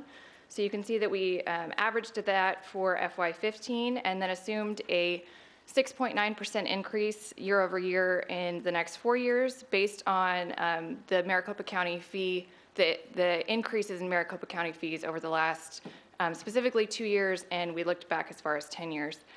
That by itself is conservative. In some years, the Maricopa County fee has spiked anywhere between 20 to 25%, and in some years it's been held constant, so we took those to find an average. Secondly, this gets to the request that came at the Tuesday night meeting to add some estimates with respect to the wear and tear and fuel we believe that we would save on those trips that are not being made with our transport vans in this portion of the bookings that can be avoided. As Commander Smith mentioned on Tuesday, they estimate that they would save approximately 50% of those trips, which would result in a net reduction of 43,000 miles on those 2 transport vans. Utilizing the federal mileage rate of 56 cents to the mile, we utilized that rate because it factors in not only fuel, but some wear and tear on those vehicles, so we believed it would give us a pretty accurate estimate. You can see that in the first year, that would result in about 24,000, and then assuming an inflation of about 1.5% over the next couple of years based on the last several, would get us up to about 25,000 in FY19. So you can see that as the annual estimated direct savings range between about 80,000 to 100,000 by the end of year 5, with a cumulative direct savings of about 450,000 by the end of FY19. You can also see that those savings outpace the one-time construction costs by before the close of FY16. And another way to think about it, the reason why we brought up the net new ongoing costs that we just discussed in the previous slide, is you can see that those also, if you take an inflationary factor of about 2.5% for any benefit increases, CPI increases with respect to that janitorial contract and food, you would see that by the close of year 4, the cumulative direct savings would equate to about 94% of those net new ongoing expenses. So with that being said, there would be a complete match of the direct savings and the net new expenses before the close between the 13th and 14th year. Now that timeline would be drastically accelerated as activity across the street increases, and this becomes the way we do business. This is based on just current activity. So again, we wanted to still be conservative with those estimates, even factoring in some of those new requests on Tuesday. With all that in mind, we also wanted to put some more detail to some of the increased efficiencies that we'll see with the result of this proposal. And with that, I'll turn it back to Commander Smith. Thank you, Mayor and council members. The efficiencies, as I mentioned last Tuesday, equates to officers being able to come into our detention facility, our holding facility, being able to take somebody they've arrested and literally hand them over to a detention officer, turn right around, get right back in their car, go right back to the street and do the job that they were hired and paid to do. It greatly reduces not just the time of all the driving, which is the big piece that we've been talking about, but it also eliminates the processing time by quite a bit. It eliminates the unnecessary trips to Phoenix, a large portion of them anyway. It becomes a local solution for us. We get to be the master of our own future, and we also get to gain the partnership, leverage with a little bit of resources, the partnership that we gain from our neighbors just to the west of us. As far as the cost avoidance of 11 additional employees, basically, you know, what we're saying is that by just adding the 2 that we already need, we actually gain the 11 bodies from Chandler to make this a 24 hours a day, 7-day a week operation. And then the most important thing, as I've already mentioned, is that we're putting police officers back on the street so that they're not spending their time doing a detention officer's job. The last thing I want to comment as it relates to this particular slide, on the bottom left portion there where it says the calculation based on estimated 500 patrol hours. Now, where we came up with this 500 patrol hours is we were able to capture every time a police officer has to themselves drive a prisoner to the county jail in Phoenix and come back. We can capture that time because they put a code in their computers and it shows how that's happening. But what we're unable to capture is every time a detention officer calls in sick or takes a vacation day, and then we have to supplement their position, that entire shift, with a police officer. We know, hey, next Wednesday, detention officer A is going to be off. All right, well, I've got to find police officer B to fill that. They become, in the computer, a detention officer. Now, the town is paying them a police officer's wage to do a police officer's job, well, but they're now doing a detention officer's job, and we have no way of capturing that number. So the 500 hours that we gain right away is just what we know that we have spent on shift where a police officer, being a police officer, is taking their prisoner to county, and does not include all of the shifts where they've had to fill in for a detention officer. I hope that makes sense. So we think, again, that this number, the 500-hour number, is very conservative as it relates to the number of hours we will gain back into patrol over the course of the year if the project goes forward. Do you want to comment on the following numbers? Sure. So just what those figures reflect is what those 500 hours basically equate to, that this proposal will allow us to reallocate those resources back to where they were intended to be in the first place. That the figure reflects about 500 hours based on the mid-range of a police officer.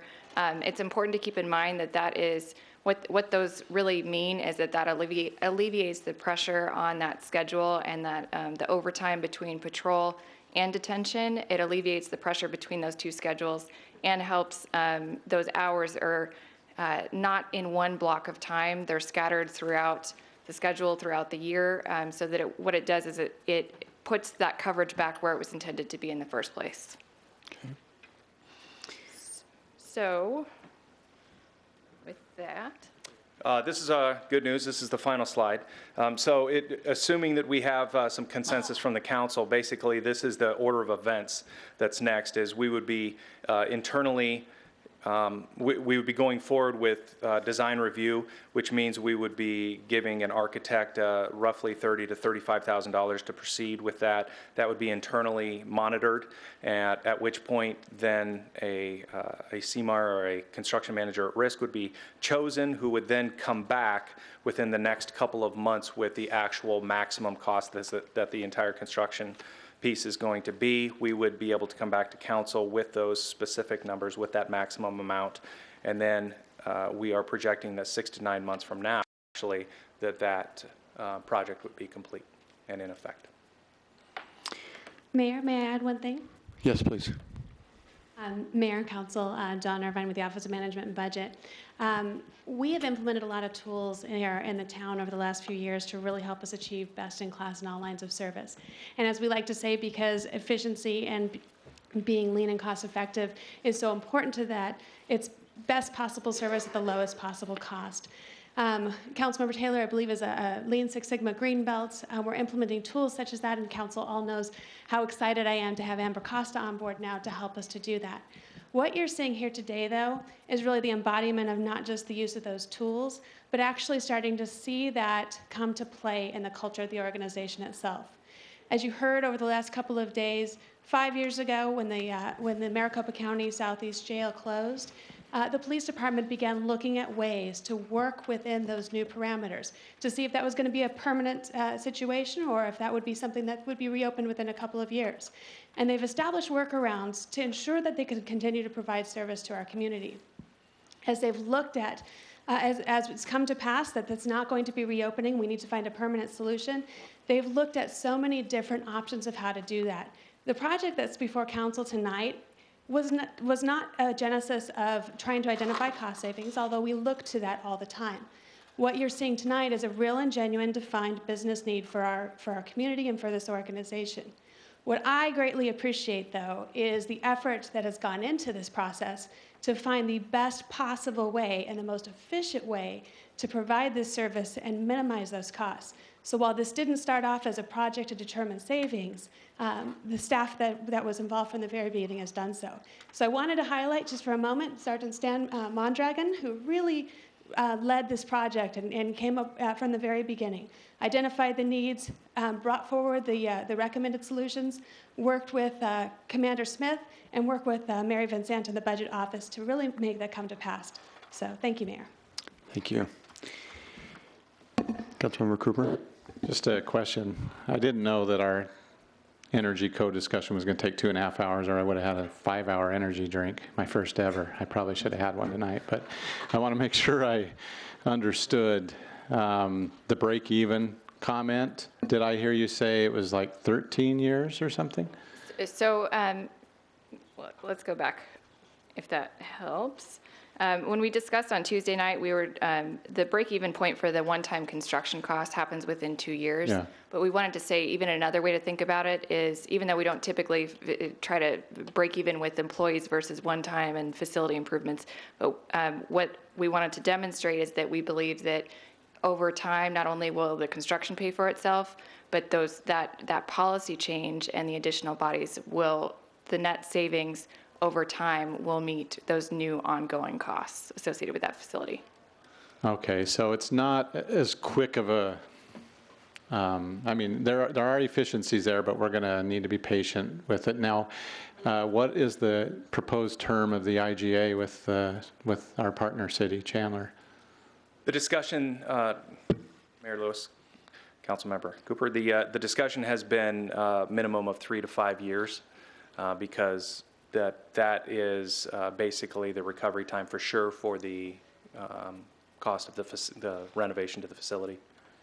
So we feel like we're covering the facility, Mayor, but not, if for some reason after a few years they decide that the partnership isn't working, then we're going to probably absorb or need to fill those positions ourselves in order to maintain this program, and therefore it doesn't really pencil. Is that true?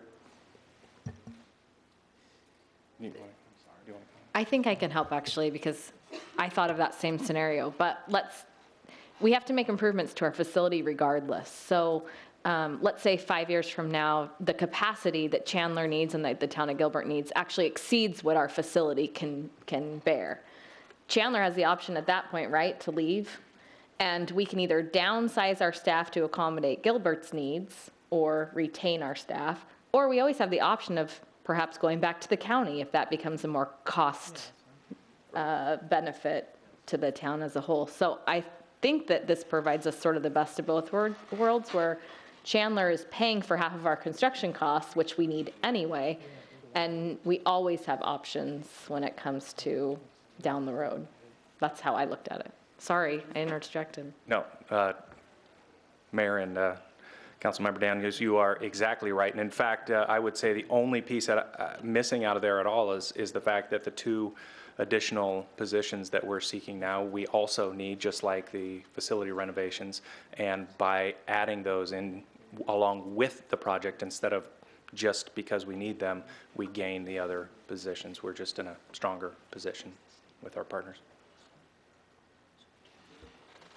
And Mary mentioned it briefly, but this also, of course, means that the savings, if all things remain the same, and as soon as you put these police officers back on the street, they're going to arrest more people. The system becomes quicker, and the more arrests that are made, the more bookings that are made, actually that savings grows, and the time. And Councilmember Cooper, the way I looked at it on the cost or the break-even analysis was that, in that the intangible part then brings it back to those police officers are here, and that wasn't factored in, but that could, if we put a dollar figure to that, then that would take us in a very positive realm. But other comments, Councilmember Peterson? Mayor, great questions and comments. And can you go back a few slides to the spreadsheet? Yeah. The way I look at this, we have ongoing savings of 75. Well, the bottom line is if you add up the ongoing cost to and compare them to the ongoing savings exceeds, and that's not even if we include the saving in officer time. And those hours we pay for them. We pay for every hour. And so on the net, ongoing, we're going to be making a return on this just on the numbers. And also that comment about having to upgrade the facility anyway. So to me, it seems like the right thing to do. I mean, I think the numbers support it. Councilmember Taylor. Mayor, I'd just like to compliment Chief Dorn, Commander Smith, and Don and the team. Patrick, they did great work. And I look at this as you go through those processes, you're going to get more savings. Because I think the Kaizen approach is here, and I'd love to see the spread. I mean, it's powerful, what you have here, and you're just going to find more and more savings as you go through this, because I think you've got the right mindset. So compliments on your team, and Mayor, if there's no other discussion, I'm happy to make a motion.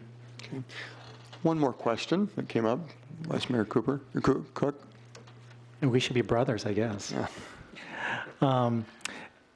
Relating to the Maricopa County jail system over on Baseline and Mesa Drive. Obviously, that was a fairly significant facility for the East Valley for, moving individuals into the county system. I don't remember hearing much about that discussion as maybe possibly going back to the county and potentially partnering or getting, Chandler and Gilbert and maybe Mesa partnering with the county to understand I don't know how bad that facility is, or it can be turned on again with a different type of partnership. Can you elaborate a little bit more about that particular facility as maybe another potential option? Mayor Lewis and Councilman Cook, absolutely, I can comment on that. First of all, every other agency in the valley other than Chandler is not in our position. So in other words, they already have a 24-hour, 7-day-a-week operation. So if you'll recall, I mentioned that 85% of the people that we book come back to our court. The other agencies other than our two agencies only use that facility for that small amount that's still needed to make that trip. Second of all, where it's located, for Tempe, when we would talk to our partners in Tempe, they're like, you know what, 6 one, half a dozen the other for us. We're not that worried about it. Scottsdale, closer for them to go ahead and drive to Phoenix. So pretty soon you start paring down that number, and we don't have a real strong basis. And not only that, I had commented on Tuesday, the place is in disrepair. Maricopa County at one time was making some assurances that they were going to bring it up to speed, and finally they said, no, we can't. We can't put prisoners in there. We can't put employees in there. It can't be done. Okay, so Councilmember Peterson. Sorry, I feel the need to correct myself. My math was wrong. In the first FY15, we're actually a little short on ongoing versus ongoing. But if you go to the next slide and add the cost, the savings of our officers, it's more than paying for itself. And I think that's really what matters, is that overall that savings is there. That's fewer officers we'll have to hire because we've got more hours on the street. Anyway, I've already said what I need to do. I did my math wrong. I wanted to correct myself. Thank you. Councilmember Taylor, you were about to make a motion. Yes, Mayor. I move to approve the proposal in Agenda Item 19A as stated and presented before us tonight. Is there a second? Second. With that motion, second, please vote. Thank you for the extra efforts the last 2 days and the last few months.